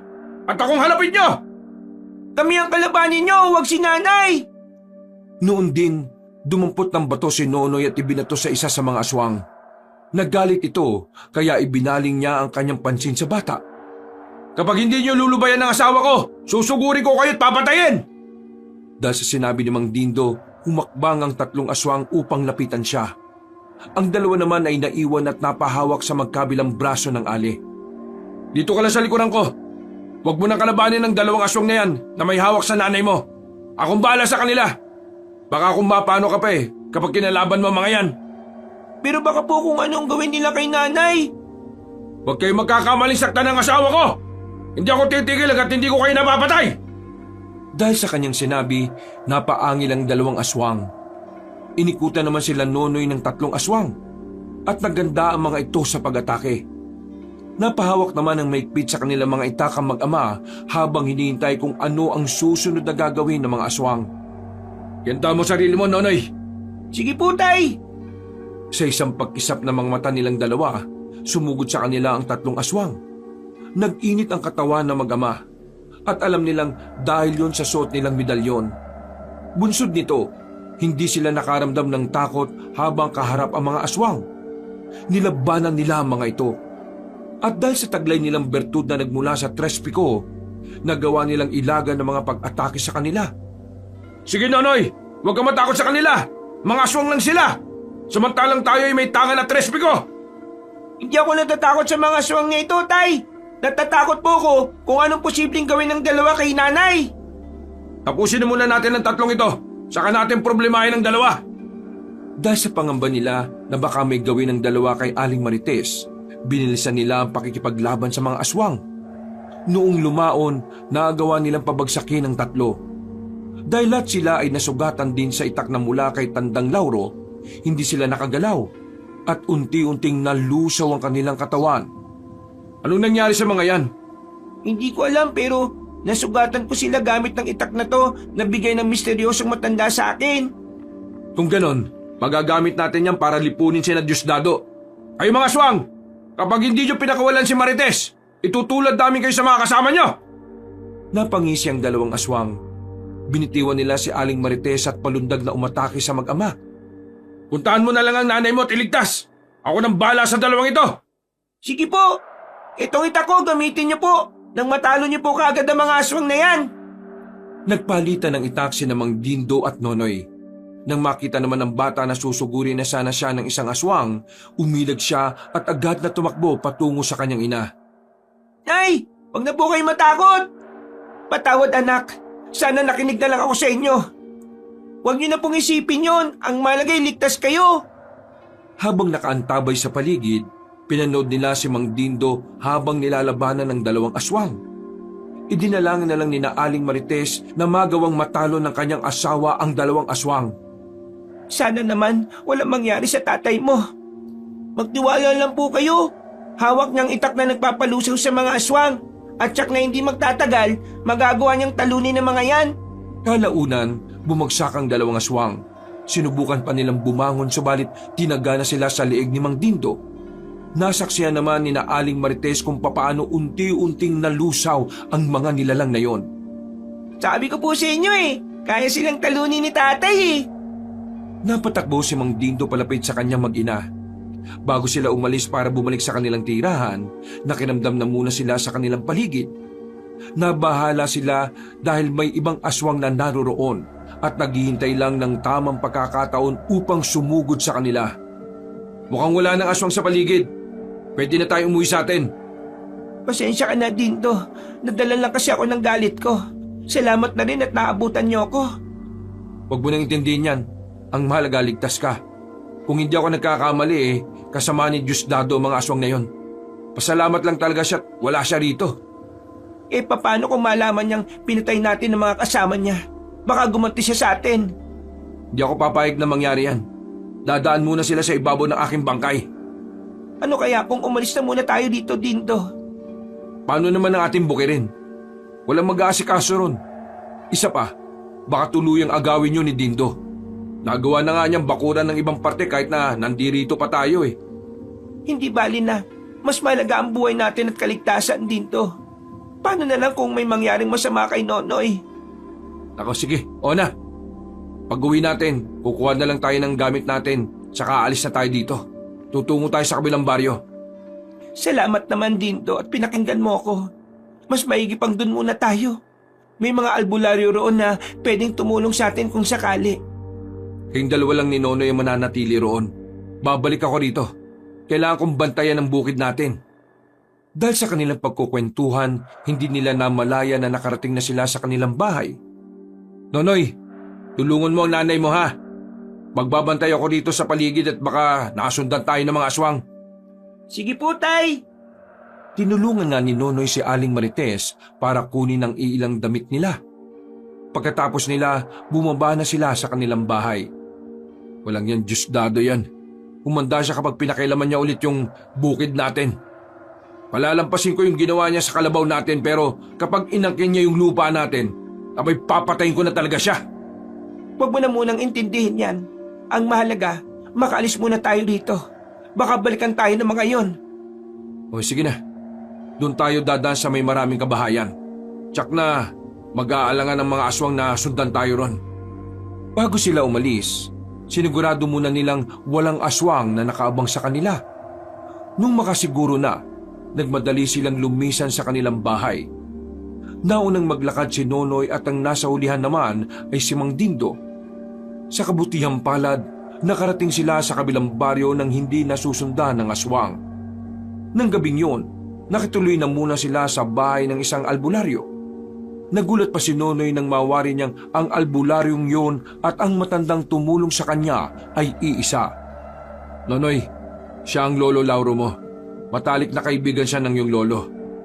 Hindi po ba kayo yung tumulong sa akin? At kayo rin yung nagbigay ng mga trespi ko saka itong itak ko? Naramdaman ko kasing may taong nasa panganib. Hindi ko lang talaga inaasahan na anak ka pala ni na Marites at Linda. Sa inyo po pala yung galing, Tatay Lauro. Salamat at kung hindi dahil dun baka kung napaano na kami. Ay, walang ano man yan. Magkaibigan kami ng lola mo. Bago pa man siya pumanaw, ipinangako ko sa kanya na poprotektahan ko ang kadugo niya. Paano po ninyo nagawang maglaho ng ganong kabilis, Lolo Lauro? Naglaho lang ako sa paningin mo. Pero ang totoo, naging mabilis lang talaga ang aking paggalaw. Eto, dahil dito. Ipinakita na matandang albularyo ang kanyang suot na mutya. Hindi naman napigilan ni Nonoy ang mamangha roon. Nakita ko ito ng tanghaling tapat. Hindi umuulan at maaliwalas naman ang panahon. Ewan ko nga ba kung bakit biglang kumidlat malapit sa akin. Tumilapon pa nga ako noon pero nang makita ko ang maliit na batong ito na nakadikit sa bahagi kung saan tumama ang malakas na kidlat, kinuha ko na. Talagang napakatikas Kung sino man ang makakakuha niyan hindi madaling madadaig sa anumang laban. Kaya nga, pero ngayong nagkita ulit tayo, Nanay, ipagkakaloob ko sa iyo ito. Ingatan mo at gamitin sa tama. Talaga po? Oo, alam kong iingatan mo ito. Nakikita ko naman na kabutihan sa iyong puso. Kaya hindi ako nababahalang ibigay ito sa iyo. Hinubad ni Tandang Lauro ang naturang mutya at siya na rin mismo ang nagsuot sa bata nito. Nang suot na ni Nonoy ang mutya ng ngipin ng kidlat, nag-init ang kanyang buong katawan. Agad siyang nakaramdam na matinding uhaw, kaya Uminom siya ng halos 4 na basong tubig. Magpahinga na kayo. Huwag kayo mag-alala at ligtas kayo rito. Bukas mismo ng umaga, aalis ako para pumunta sa baryo ninyo. Aalamin ko kung ano ang katarantaduhang ginawa ng mga aswang doon. Maraming salamat po. Nagpahinga na silang 4. Habang nakahiga, sa hindi malamang dahilan ni Nonoy ay hindi siya makatulog. Pinakiramdaman niya ang kanyang tatay at napansin niyang hindi rin ito nakakaidlip. Tay, ano na pong gagawin natin? Ako nang bahala. Babalik ako bukas sa baryo natin. Matulog ka na at nang makapagpahinga ka na. Napatango na lang si Nonoy. Kahit pa hindi siya dinalaw ng antok, minabuti niyang ipikit ang kanyang mga mata. Kalaunan, tuloy na rin siyang nakatulog dahil sa pagod. Kinabukasan, maaga pa siyang nagising. Naisa na niyang sumama sa kanyang ama, subalit hindi na niya ito naabutan. Dumito ka lang, Nonoy, ha? Huwag ka nang sumunod sa tatay mo. Baka mapano ka. Hintayin na lang natin siya. Habang wala si Mang Dindo, nakipagkwentuhan na muna si Nonoy sa matandang albularyo. Marami siyang nalaman patungkol sa kanyang lolo, kaya namangha siya rito. Alam mo, Nonoy, malaki ang potensyal mong maging isang albularyo. Bakit naman po, Lolo Lauro? Busilak kasi ang iyong kalooban at alam kong nakahanda kang tumulong sa mga taong nangangailangan. Ganun po ba yun? Oo. Kaya kung darating ang araw na gusto mong matuto, handa kong tulungan ka. Maraming salamat po, Lolo Lauro. Nagpatuloy sila sa kanilang pag-uusap hanggang sa makita nilang paparating na si Mang Dindo. Pansin nila ang galit sa mukha nito. Kaya hinintay nila itong makalapit. Noong makarating na sa bahay ni Tandang Lauro si Mang Dindo, Dindo, bakit parang iba yata ang itsura mo? Ano nangyari? Oo nga, Dindo. Parang may puta kong nababasa sa puso mo, ang hayop na Diosdado na yon. Pagbalik ko sa baryo natin, tumungo agad ako sa bukid Ang walang hiya, binakura na pati yung bukirin natin. Pinaghirapan natin yun Abay, napakawalang ya talaga niya. Parang kabuti lang siyang sumulpot sa baryo natin pagkatapos yan ang kanyang gagawin. Anong ginawa mo? Di sinira ko lahat ng bakod na inilagay niya ron. Kung naroon lang sana siya, baka pati siya nataga ko na Dapat lang talaga siyang mataga. Gahaman siya Ganit. Humanda siya sa akin. Mamayang gabi, babalikan ko siya sa kanilang bahay. Huwag, baka kumapano ka. Balikan mo na lang siya at kumprontahin kapag may araw. Anong inakala mo? Matatakot ako sa aswang na yon? Marami na siyang atraso at hindi ko palalampasin ang pang-aagaw niya sa lupa natin. Anong binabalak ko niyan, Dindo? Babalikan ko siya sa kanyang bahay mamaya. Abay, mag-iingat ka lamang. Aswang ang magiging kalaban mo at mas malakas siya kapag gabi. Wala akong pakialam kung aswang siya. Hindi ko siya atrasan kahit na anong laban. Paalala lang, Dindo. May asawa at anak ka. Kapag may masamang mangyari sa'yo, abay kawawa silang dalawa. Hindi ko naman nakakalimutan yon, Tatay Lauro. Mahal ko sila at nakatanim po yan sa puso't isipan ko. Hali nga kayo, pati ikaw, Nonoy. Bakit po? Pupudiran ko kayo at kakargahan ng kabal sa katawan para hindi kayo madaling matalo ng inyong kaaway. Maraming salamat po, Tatay Lauro. Kagaya ng sinabi ni Tandang Lauro, kinargahan niya ng dasala mag-ama. Agad namang nag-init ang katawan ni Nonoy at Mang Dindo pagkatapos silang kargahan ng orasyon ng matandang albularyo. Ayan, tapos ko na kayong poderan at kargahan ng pangkabal. Huwag lamang kayong kakain ng karne ng baboy at hihina kung anumang ikinarga ko sa inyo. Maraming salamat po, Tatay Lauro. Malaking tulong ito sa amin. Lalo pa ngayon, may problema kaming kinakaharap. Walang anuman. Mag-ingat ka lamang sa pakikipaglaban sa kanya o sa kanila. Nagturo pa si Tandang Lauro ng mga posibleng paraan para matalo ang aswang.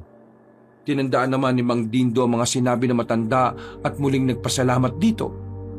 Dahil malapit ng mag-alas 12, nagpasya na silang kumain ng pananghalian. Pagkatapos nito, nagpahinga na muna si Mang Dindo. Si Nonoy naman ay nagpatuloy sa pakikipagkwentuhan sa matandang albularyo. At si Aling Marites ay inabala ang sarili sa paglilinis sa labas ng bahay ni Tandang Lauro. Kinagabihan, nung tahimik na ang paligid, nagpasya si Mang Dindo na bumangon. Alis na po ba kayo, Tay? Sama po ako. Wag na, dumito ka lang at baka kung mapano ka pa. Sige na po, makakatulong din naman po ako sa inyo eh. Hindi po ba may binigay rin sa akin si Lolo Lauro? Ano naman ngayon? Magagamit ko po yung para labanan ng mga aswang. Pero kailangan mo rin samahan ng nanay mo rito. Nandito naman po si Lolo Lauro ah. Kaya niya maprotektahan si nanay. Huwag kang nga matigas ang ulo. Sundin mo na lang ako. Hindi ka sasama sa akin. Tapos ang kwento. Natahimik na lamang si Nonoy sa sinabi ng kanyang ama. Alam niyang galit na ito kaya hindi na siya nangulit pa. Pinanood na lamang niya ang kanyang ama habang naghahanda ito sa pag-alis. Oh, alis na ako. Dumito ka lang ha. Bantayin mong nanay mo. Opo, Tay. Nang tuluyan ng makali si Mang Dindo, napatayo si Nonoy saka napadungaw sa bintana. Maliwanag ang paligid ng gabing yon. Kaya nakita niya ang kanyang ama at nung medyo nakalayo na ito, nagpasya siyang habulin ito. Kinuha niya ang kanyang itak na ibinigay ni Tandang Lauro. Napahaplos na rin siya sa suot niyang trespiko sa kamutya ng ngipin ng kidlat. Huwag sana niyo akong pababayaan. Malaki ang tiwala ko sa inyo. Napalingon si Nonoy sa kanyang ina. Nung makita niyang himbing na ito sa pagtulog, nagpasya na siyang bumaba sa bahay ng albularyo. Naisip niyang gayahin ang ginawa ni Tandang Lauro para magawa niyang abutan ng kanyang ama. Napalik siya sa mutya ng kidlat at tiniling dito na magkaroon siya ng kakaibang liksi para maabutan niya ang kanyang ama. Matapos yun, napatakbo si Nonoy at ilang sandali lang nasa likuran na siya ng kanyang ama. Tahimik niyang sinundan ito hanggang sa matanaw na niya ang bahay ni Mang Diosdado. Mukhang marami pa rin pong naririyan ah. Tsak na mahirapan tayo. Oh, Nonoy! Hindi ba't pinagsabihan na kita? Bakit ka sumunod dito? Pasensya na po, Tay. Gusto ko lang naman pong tumulong sa inyo eh. Kagaya nyo, gusto ko rin pong magiganti dahil sa kalalapastangan ng ginawa ni Mang Diosdado. Pero masyado ka pang bata, Nonoy. Huwag po kayong mag-alala, Tay. Mag-iingat po ko. Gusto ko lang naman pong tumulong sa inyo eh. Hindi naman po ako natatakot sa kanila, Tay. Oo na. Basta, huwag kang alis sa tabi ko ha. Magdoble ingat ka ha. Opo, Tay. Sa tabi lang po ninyo ako. Nagpatuloy sila sa kanilang paglalakad hanggang sa ilang metro na lang ang layo nila sa bahay ni Mang Diosdado. Mas lalo ring nagiging malakas ang ingay na kanilang naririnig at animoy may kung anong pinagkakaguluhan ng mga ito. Sandali, tumigil muna tayo. Kailangan natin maganda. Mukhang marami sila, Nonoy. Kung nga po, Tay. Baka kung susugod agad tayo riyan, mapapahamak lang tayo. Basta huwag kang lalayo sa akin ha. Mag-ingat ka at huwag mong hayaan ng mga aswang na makalapit ng husto sa'yo. Opo, Tay. Magpapatuloy na sana ang mag-ama nang bigla silang nakadinig ng mga ingay na papalapit sa kanilang kinaroroonan. Nandito na sila! Maganda ka, Nonoy! Dumikit ka lang sa akin ha para walang masamang mangyari sa'yo. Opo, Tay. Naririyan na nga po sila. Marami sila at nagbabaga ang mga mata nila. Hinugot nila ang kanilang mga itak sa mga kaluban nito at inihanda nila ang kanilang sarili. Napamura na lang ng malakas si Mang Dindo nang mawaring higit sa 10 aswang ang nakahandang lumusob sa kanilang pwesto. Maging alerto ka, anak! Paniguradong hindi lamang yan ang ating makakalaban! Sige po, Tay. Sa isang pagkisap ng mga mata ng mag-ama, sumugod sa kanila ang lahat ng aswang doon. Hindi naman sila natinag at nilabanan nila ang mga ito hanggang sa abot ng kanilang makakaya. Habang abala sila sa pakikipaglaban sa mga aswang na naroroon, nakarinig sila ng pagaspas ng pakpak na nagmumula sa ibabaw. Parehong napatingala si Mang Dindo at Nonoy. Tay, merong 2 aswang na nasa ibabaw. Mag-iingat ka, anak! Mukhang mas malakas sa mga yan! Kahit pa na merong banta ng 2 aswang ang umaaligid sa kanila mula sa itaas, ipinagpatuloy nila ang pakikipaglaban sa mga aswang na naroroon.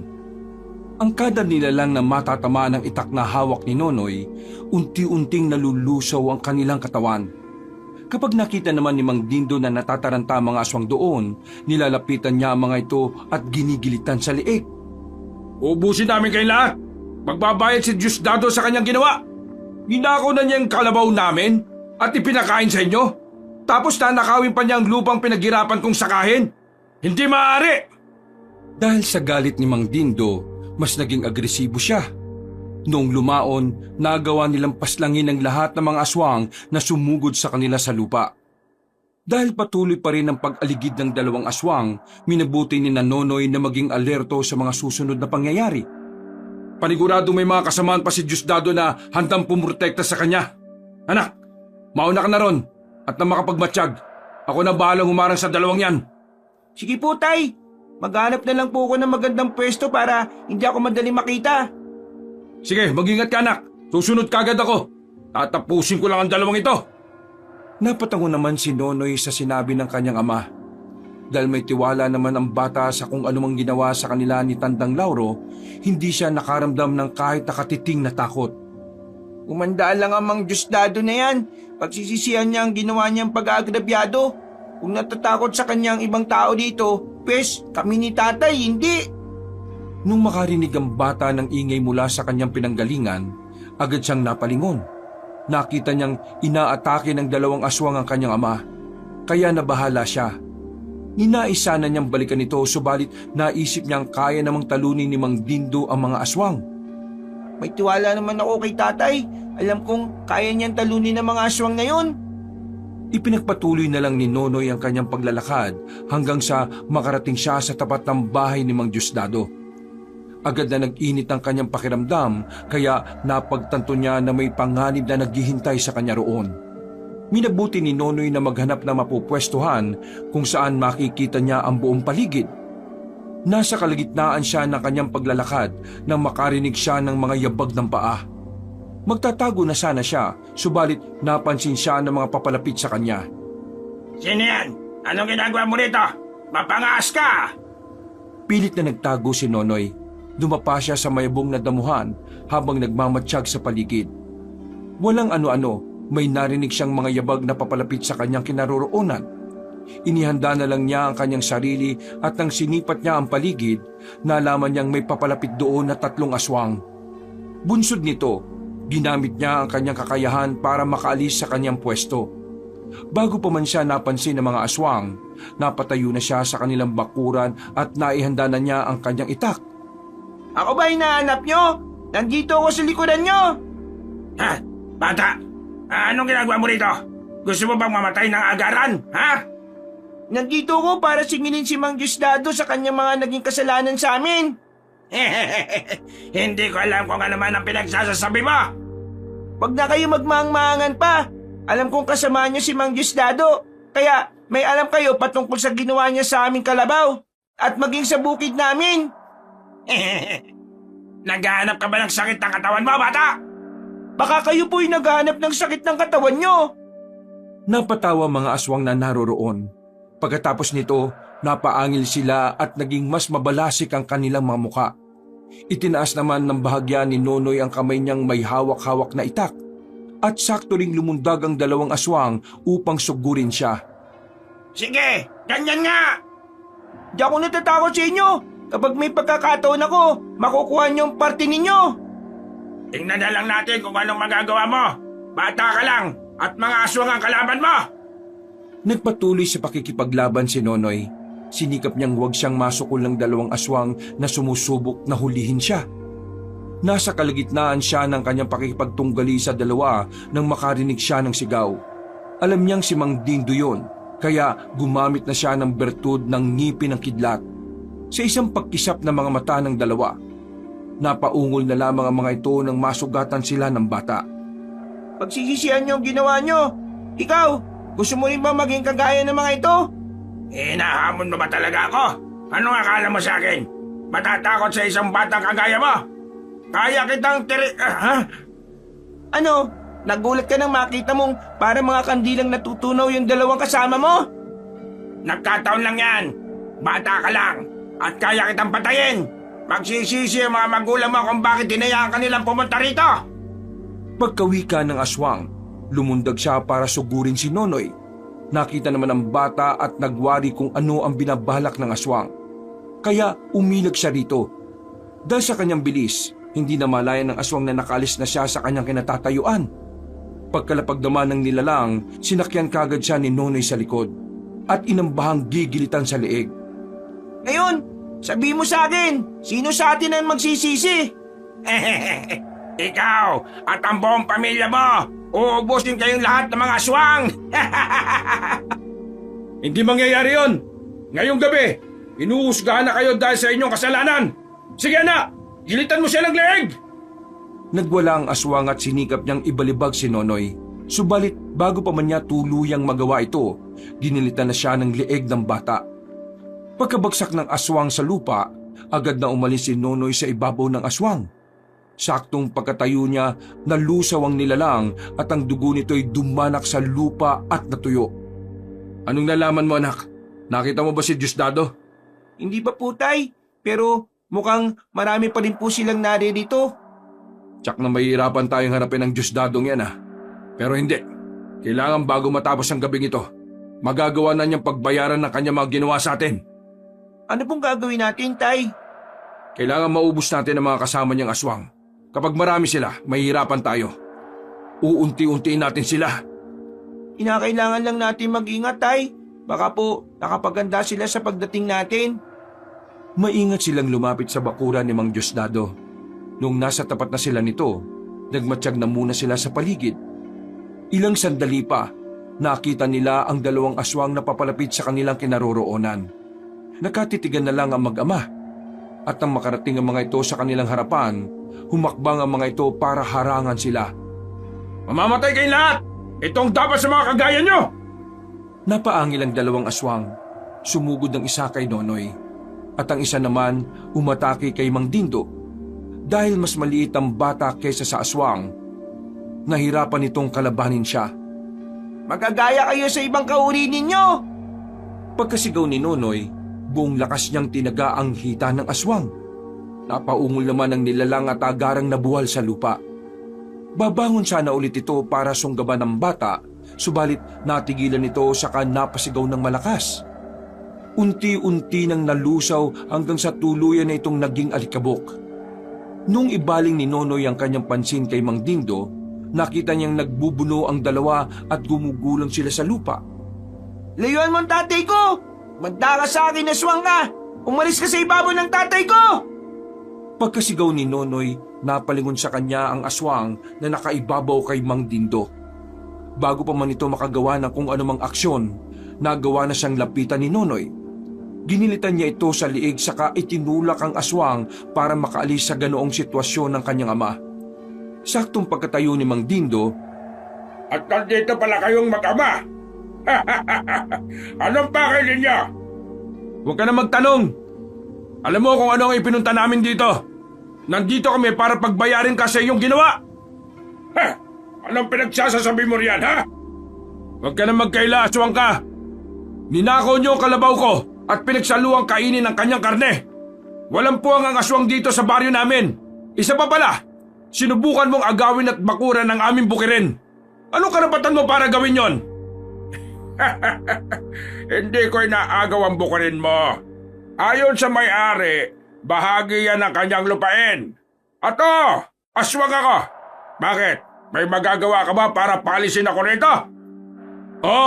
At ngayong gabi, mamili ka. Aalis ka rito sa aming baryo o dadanak dito ang dugo mo? Aba, matapang ka. Sino ang pinagmamalaki mo? Yang anak mong halos hindi pa makabasag ng pinggan? Diyan ka nagkakamali. Mga kasama, halika kayo rito. Ipakita nyo sa mag-ama kung sino ang kanilang kinakanti. pagkasabi ni Mang Diosdado, lumapit sa kanila ang mga aswang. Higit na mas marami yung kaysa sa naunang grupong nakalaban nilang dalawa. Nung makita ito ni Nonoy, mas dumikit siya sa kanyang tatay. Tay, ano pong gagawin natin? Baka po kumapano tayo dito. Huwag kang magpakita ng takot sa kanila. Magtiwala kasi kinargang dasal sa atin ni Tatay Lauro. May mutya ka ng kidlat at pareho tayong may trespiko. Paniguradong hindi nila tayo basta-basta matatalo. Ano pinagmumulungan niyo dyan? Tingnan na lang natin ang angas nyo kapag pinagpiestahan namin kayo! Iniisip mo ba na matatakot kami sa'yo? Nagkakamali kayo! Buo ang aming loob na pumunta rito! Tingnan na lang natin kung gaano kabuo yan kapag dinurog na kayo ng mga kasamahan ko! Ikinumpas ni Mang Diosdado ang kanyang kamay. Ilang sandali pa, umusad ang mga aswang patungo kina Mang Dindo at Nonoy. Kung matatalo niyo ako, magagawa niyong bawi ng inyong bukid. Ngunit kung kayo matatalo, sinisiguro kong kalansay na lang kayo pagdating ng bukas. Natiti ako matatalo ka namin. Kailanman, hindi mananaig ang kasamaan sa kabutihan. Isa kang sakim! Ano ba nintay niyo? Atakinan ninyo ang magabag yan. Siguraduhin ninyong mamamatay sila. Napaangil ang mga aswang. Mabilis na humakbang ang mga ito at lumusob kina Mang Dindo at Nonoy. Ang mga aswang na masusugatan ko ay sugaton mo rin para agad silang mamatay. Opo, Tay. Ako pong baala. Muling nilabanan ng magama ang grupo ng mga aswang nakakampi ni Mang Diosdado. Habang nilalabanan nila mga ito, nakita nilang umalis ang lalaki at pumasok sa kanyang bahay. Hindi nila alam kung ano ang pakay nito. Kaya minabuti nilang ituon na muna ang kanilang pansin sa pakikipaglaban sa mga aswang.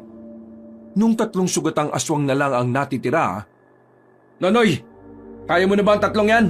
Sugatan na sila at hindi na gaano makalaban. Bakit po, Tay? Susundan ko si Diosdado sa loob ng bahay niya. Aalamin ko kung anong binabalak niya. Sige po, tutuluyan ko ng mga to. Mag-ingat po kayo, Tay! napatungo si Mang Dindo kay Nonoy. Agad namang umalis ang lalaki, kaya naiwan ang bata habang kaharap ang 3 aswang na nanghihina. Bata lang ang kalaban nyo. Huwag niyong sabihin na naduduwag pa kayo. Ali kayo, sugurin niyo ako! Napaangil ang 3 aswang. Nanginig sila dulot ng panggigigil. Ngunit nang sumugod sa kanya ng sabay-sabay ang mga ito, mabilis siyang lumipat ng pwesto. Nilingon siya ng isang aswang at agad na inatake. Napangisi naman ang bata at ginamit niya ang kanyang liksi. Nilapitan niya ang naturang nilalang at tinaga sa tiyan. Pagkayuko nito, walang pagdadalawang isip niyang tinaga ito sa batok. Mamamatay kayo lahat! Magbabayad kayo sa inyong Ha? Natigilan si Nonoy na makarinig siya ng ingay sa loob ng bahay. Nabahala siya para sa kaligtasan ng kanyang ama. Naisa na niyang sundan ito at alamin kung ano ang nangyayari, ngunit sa hindi niya inaasahan, nagawa siyang mahawakan ng 2 aswang sa magkabilang braso. Pakawalan niyo ako, mga duwag! Pasalamat kayo at mas malaki kayo sa akin! Kung hindi...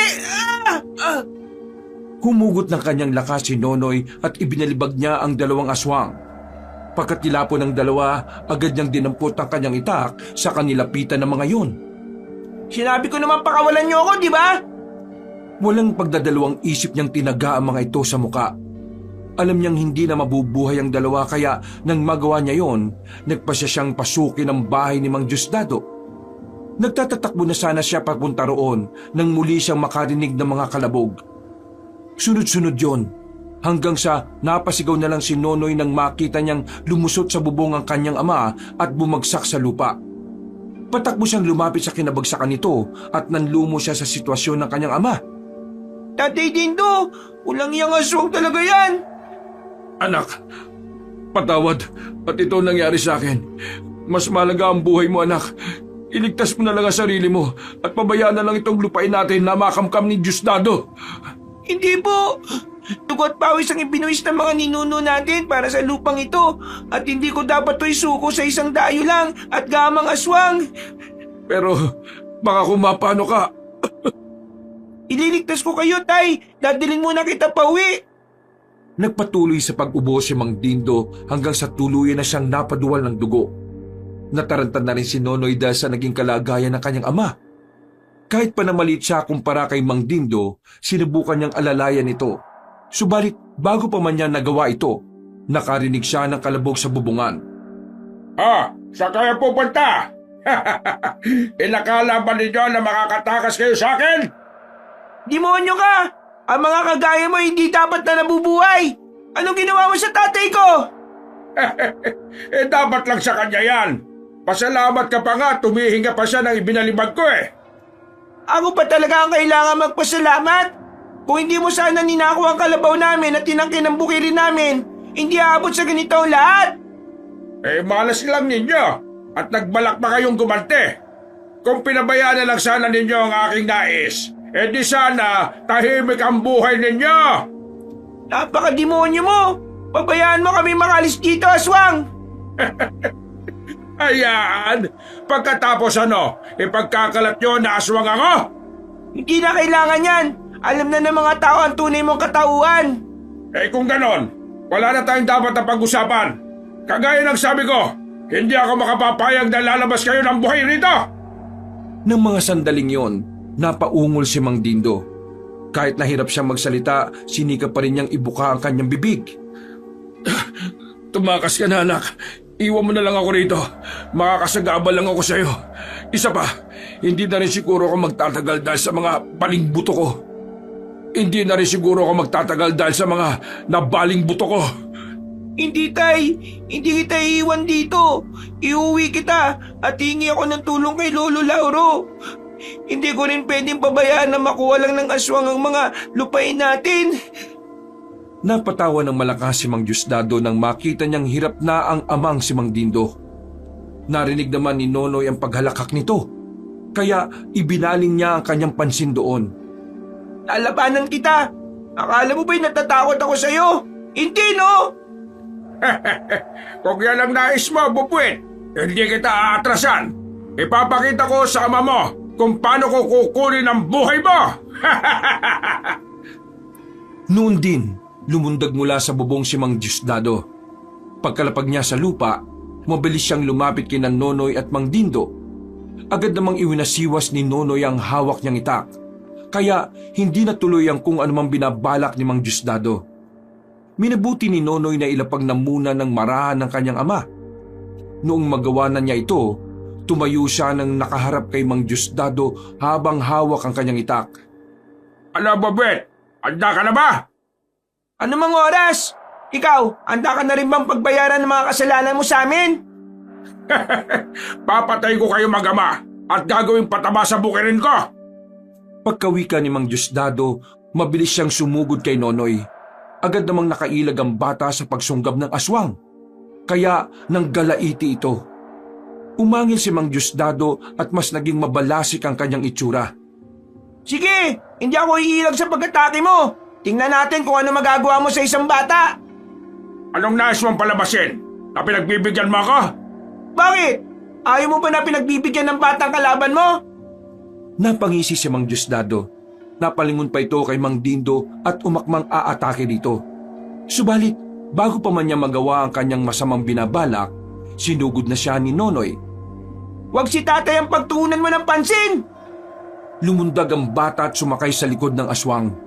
Hindi naman niya inaasahan ang pagbawala ni Mang Diosdado, kaya nabitiwan niya ang kanyang itak nang hindi sinasadya. Napahalakak na lang ang aswang nung mapansin niyang hindi na gaanong nakakakapit si Nonoy sa kanyang likuran. Wala ka lang magagawa. Dudurugin ko rin ang iyong mga buto. Yan ay kung magagawa mo. Napansin ni Nonoy na may masamang binabalak si Mang Diosdado, kaya bago pa man niya maisagawa yon, bumaba na siya mula sa likuran ng aswang. Napangisi na lang siya noong makita niyang umakma ang aswang na ibabalibag siya. Hindi mo magagawa yan! Nandito ako! Pinaglalaroan mo ba ako? Palibhasa isa kang bata. Ngayon, hindi ko nahahayaan pang makaligtas ka sa aking pag-atake. Kinutuban ng hindi maganda si Nonoy, kaya nagmamadali niyang dinampot ang kanyang itak na nabitiwan niya. Nung makita ng aswang na hawak na ni Nonoy ang kanyang itak, mabilis itong lumapit sa kinaroroonan ni Mang Dindo. Ayop ka, Diosdado.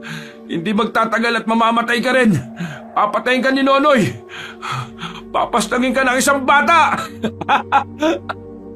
Ganyan lang ang sitwasyon mo. Dada ka pa rin ng dada. Anong gusto mo? Putulan kita ng dila? Kahit na anong gawin mo, wala akong pakialam. Nakikita ko na ang kamatayan mo, Diosdado, sa kamay ng aking anak. Bata lang pala ang katapat mo. Ngayon, magsisisi kang inagrabyado mo kami. Kamahimik ka. Hindi ko kailangan ng opinyon mo. Ang dapat sa iyo ay tuluyan na! Nainis si Mang Diosdado sa mga pinagsasasabi ni Mang Dindo. Napayuko siya at sinubukan niyang buhatin ng ama ni Nonoy. Ngunit bago pa man niya ito magawa, nagulat siya at natigilan nang mapansin niyang may nakatayo sa bandang gilid niya. Ano? Nagulat ka ba sa presensya ko? Ang bilis ko, no? Ikaw na lang ang uunahin ko, bubwit! Sinunggaban ni Mang Diosdado si Nonoy at walang awang ibinuwal sa lupa. Pagkatapos nito, umibabaw siya rito at sinubukang sakalin ng bata. Muli ring nabitiwan ng bata ang kanyang itak. Dulot ng bigla ang pangyayari. Mamamatay ka na! Magiging akin ang tuluyan na inyong bukirin! At wala na magiging sagabal sa pag-angkin ko nun! Yan ang inaakala mo. Hindi ako papayag na mangyari kung ano man ang binabalak mo. Ano ba ang magagawa mo, bata? Pipitsugin ka lang naman eh! Habang sinisikap ni Nonoy na huwag mahimatay, marahan niyang inilapit ang kanyang kamay sa kanyang dibdib. Lingid sa kaalaman ng aswang, balak na hawakan ni Nonoy ang kanyang medalyon na trespiko. Patuloy pa rin siyang sinasakal ni Mang Diosdado at hindi nito napansin ang ginagawa ni Nonoy. Ito nararapat sa mga kagaya mo. Tingnan natin kung hindi ka masusunog. Nang mahawakan na ni Nonoy ang kanyang medalyon, idinikit niya ito sa bandang dibdib ng aswang. Napasigaw na lang ng malakas si Mang Diosdado. At animoy naiinitan siya sa medalyon ni Nonoy. Walang iyak ang bata ka! Papatayin kita! Kulang pa ba yan, Mang Diosdado? Ito pa ang para sa'yo. Mas lalo pang idiniin ni Nonoy ang kanyang trespiko sa dibdib ni Mang Diosdado. Mas naging malakas din ang paghiyaw ng aswang at agad itong bumitaw sa pagkakasakal sa bata. Napaangil ito ng malakas at napasapo sa kanyang dibdib. Nang mga sandaling yon, itinulak siya ni Nonoy. Muli pa sanang susunggaban ni Mang Diosdado ang paslit, ngunit ginamit ng bata ang kanyang kakaibang liksi. Nandito ako, uy! Bakit ka bilang? Kagaya ka rin ba ng ama mo? Dawag! Babagal ka lang kumilos, kaya iniisip mong umiilag ako. Sige, kung leksi ang gusto mong laban, hindi kita uurungan! Mabilis nang matake si Mang Diosdado kay Nonoy. Hindi naman umilag ang bata at minabuti niyang makipagsabayan sa aswang. Nagpambuno silang dalawa. At kahit na mas malaki at malakas si Mang Diosdado, hindi natinag sa kanya ang bata. Oh, bakit parang nangihina ka na? Akala ko ba yung malakas sa mga kagaya nyo? Katulad ka talaga ng ama mo! Puro ka daldal! Pagkasabi ni Mang Diosdado noon, agad niyang sinakal si Nonoy. Inangat niya ito sa lupa at buong lakas na ibinalibag. Napasigaw naman si Nonoy at sinikap na patayo itong lumapag sa lupa. Saktong pagkatilapon niya, nakita niya roon ang kanyang itak. Dadamputin na sana niya ito nang sugurin siya ni Mang Diosdado. Nawari niya kung ano ang gustong gawin ng aswang kaya gumulong ang bata. Sabay kuha ng kanyang itak. Halika dito, aswang! Apatay kita! Huwag mong sabihin, gawin mo! Lumundag si Mang Diosdado upang atakihin si Nonoy. Napangiti naman ang bata at saktong pagkalapag ng aswang sa kanyang harapan, sinubukan niya itong tagain. Ngunit napansin ng aswang ang kanyang binabalak. Kaya nagawa niya itong ilagan. Pag nagkataon, dudukutin ko yung puso mo at kakainin sa harap ng iyong ama! Hindi na mangyayari yun. Ngayon pa lang, nakikita ko na ang kamatayan nyo eh. Bago mangyari yan, kayo muna ang uunahin ko. Ililibig ko kayo at magiging pataba sa lupa ko. Yan eh kung kaya nyo. Hindi naman ako papayag na makuha nyo ang pinaghirapan ng mga ninuno namin eh. Ganun ba? Ito ang para sa'yo! Buong liksi na sumugod si Mang Diosdado kay Nonoy. Dahil dito, hindi na nag-aksaya ng kanyang panahon ng bata.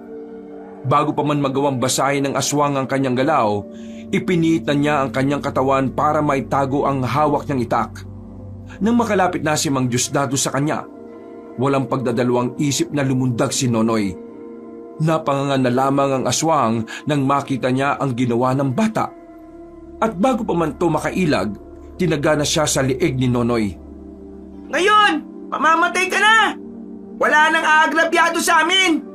Pagbabayaran mo ang lahat ng kasalanan mo! Kasabay ng paglapag sa lupa ni Nonoy, bumagsak din si Mang Diosdado.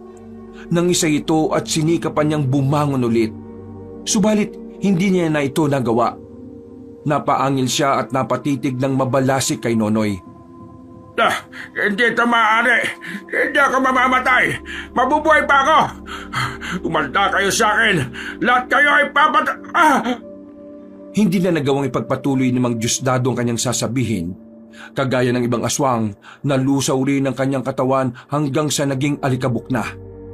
Ibinaling ni Nonoy ang kanyang pansin sa kanyang ama. At naisip niyang kinakailangan ng madala ang kanyang itay sa bahay ni Tandang Lauro.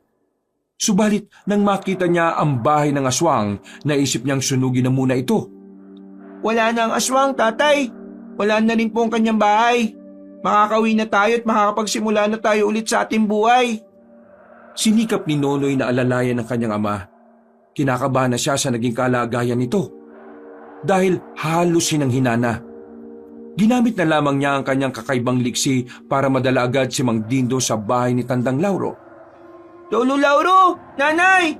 Si tatay po! Tulungan niyo po kami!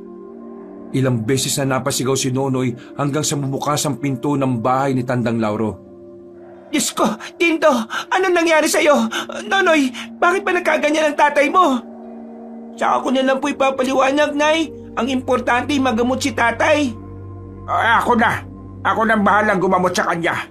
Mabuti naman at nagawa mo siyang dalhin dito, nanay. Opo, kanina ko pa sana siya naiuwi dito kaso pinigilan kami ni Mang Diosdado eh. Wala akong nagawa kundi labanan muna siya. Diyos ko, Nonoy, ginawa mo yon? Mabuti na lang at hindi galong malubha ang kalagayan niya. Kung wala akong ikinargang kabal sa inyong katawan, nako baka namatay na siya. Maawa po kayo, Lolo Lauro. Gamutin niyo po si tatay. Ay sige, sandali lang at kukuha lang ako ng mga halamang gamot. Gagaling kaagad si Dindo, magtiwala lang kayo. Noon din, naganap na mga halamang gamot sa kanyang bakuran si Tandang Lauro. Pagbalik niya, umusal siya ng orasyon at inihip yon sa mga dahon. Pagkatapos niyang gawin yon, itinapal niya sa buong katawan ni Mang Dindo ang mga dahon. Umikot siya rito habang patuloy na nag-uusal ng orasyon. Nagkaroon ng halos 5 minutong gumagalaw si Mang Dindo.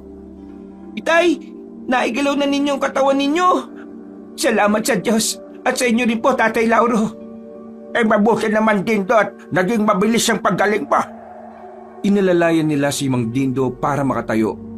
Nang tuluyan na siyang makatayo, nagpasalamat siya kay Tandang Lauro at inakay nila siya papasok sa bahay ng matandang albularyo. Nung naroroon na sila, ikinuwento na mag-ama ang kanilang naging karanasan. Ay naku, salamat naman at wala nang aswang na yon. Wala nang mag-aagrabyado sa atin. Makakabalik na tayo sa ating baryo. Kaya nga Marites, nung una pa lang, duda na talaga ako ron eh. Baka nga inangkin lang niya yung lupang pinagtayuan ng kanyang bahay. Hindi bali na. Ang importante, matatahimik na ang ating buhay. Makakapagsimula pa naman ulit tayo eh. Hindi pa huli ang lahat. Matapos ang kanilang pagkukwentuhan, nagpahinga na sila. Kinabukasan, magang naganda si Mang Dindo para makabalik sila sa kanilang baryo. Nagpasalamat sila kay Tandang Lauro dahil sa naging tulong nito. Ipinagkaloob na lang din ng matandang albularyo ang kanyang itakay Nonoy at sinabihan nitong bumalik sa kanya kung nais na nitong matutong manggamot. Hindi pa po siya ngayon, Lolo Lauro. Hayaan na lang natin magpasyang tadhana para sa akin. Kung kapalaran kong maging kagaya ninyo, gagawa't gagawa ng paraan ng tadhana para maging ganyan ako. Umuwi silang tatlo sa kanilang bahay. Sa kabila ng kanilang naging karanasan, ninakaw at pinatay ang kanilang kalabaw. Sinubukang agawin ang kanilang lupain. Nagawa pa rin nilang tingnan ang positibong bahagi ng kanilang buhay. Nagsimula ulit sila at dahil wala ng banta ng aswang, naging matiwasay ang kanilang buhay. Maraming salamat anak. Kung hindi dahil sa katapangan mo, baka tuluyan na tayong napatay ng aswang na yon. At naagaw na rin niya siguro yung bukirin natin. Walang anuman po, Tay. Ginawa ko lang naman po kung ano ang dapat eh. Hindi naman po ako papayag na may mangyaring masama sa inyo at maging sa bukirin natin. Ipinagmamalaki kita anak. Kaya mo, darating ang araw at makakabawi rin kami sa iyo. Pasensya ka na kung hindi pa natin kaya ang pag-aralin ka. Malay mo, sa mga susunod na taon pwede na. Ayos lang po sa akin yun, Tay. Ang importante, kasama ko kayo ni Nanay. Wala nang ibang bagay na mas mahalaga pa riyan. Salamat at nauunawaan mo ang ating sitwasyon, anak. Wala pong anuman, Tay. Makaraan ng ilang araw, mano-mano nilang tinapos ang kanilang trabaho sa bukirin. Nagtutulong-tulong silang tatlo at nang matapos na nila'y nagtanim kagad sila. Kalaunan, naging matagumpay ang kanilang pagsasaka at nagkaroon sila ng maraming ani. Magmula noon, unti-unti nang naging maganda ang takbo ng kanilang buhay. Pilit nilang kinalimutan ang mapait nilang karanasan at sinapit sa kamay ng isang gahamang aswang na si Mang Diosdado.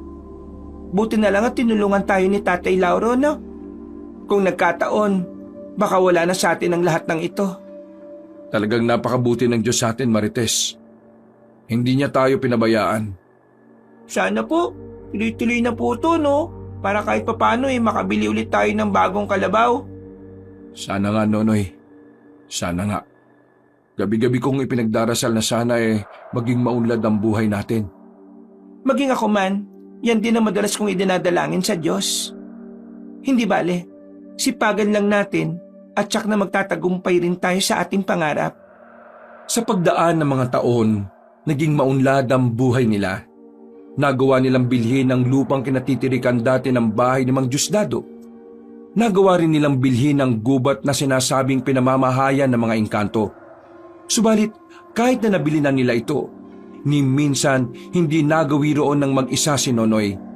Naisip kasi nilang baka kung ano pa ang mangyari sa kanya roon, lalo pa at minsan na siyang nakipaglaro sa mga naninirahang engkanto sa loob ng gubat. Wakas,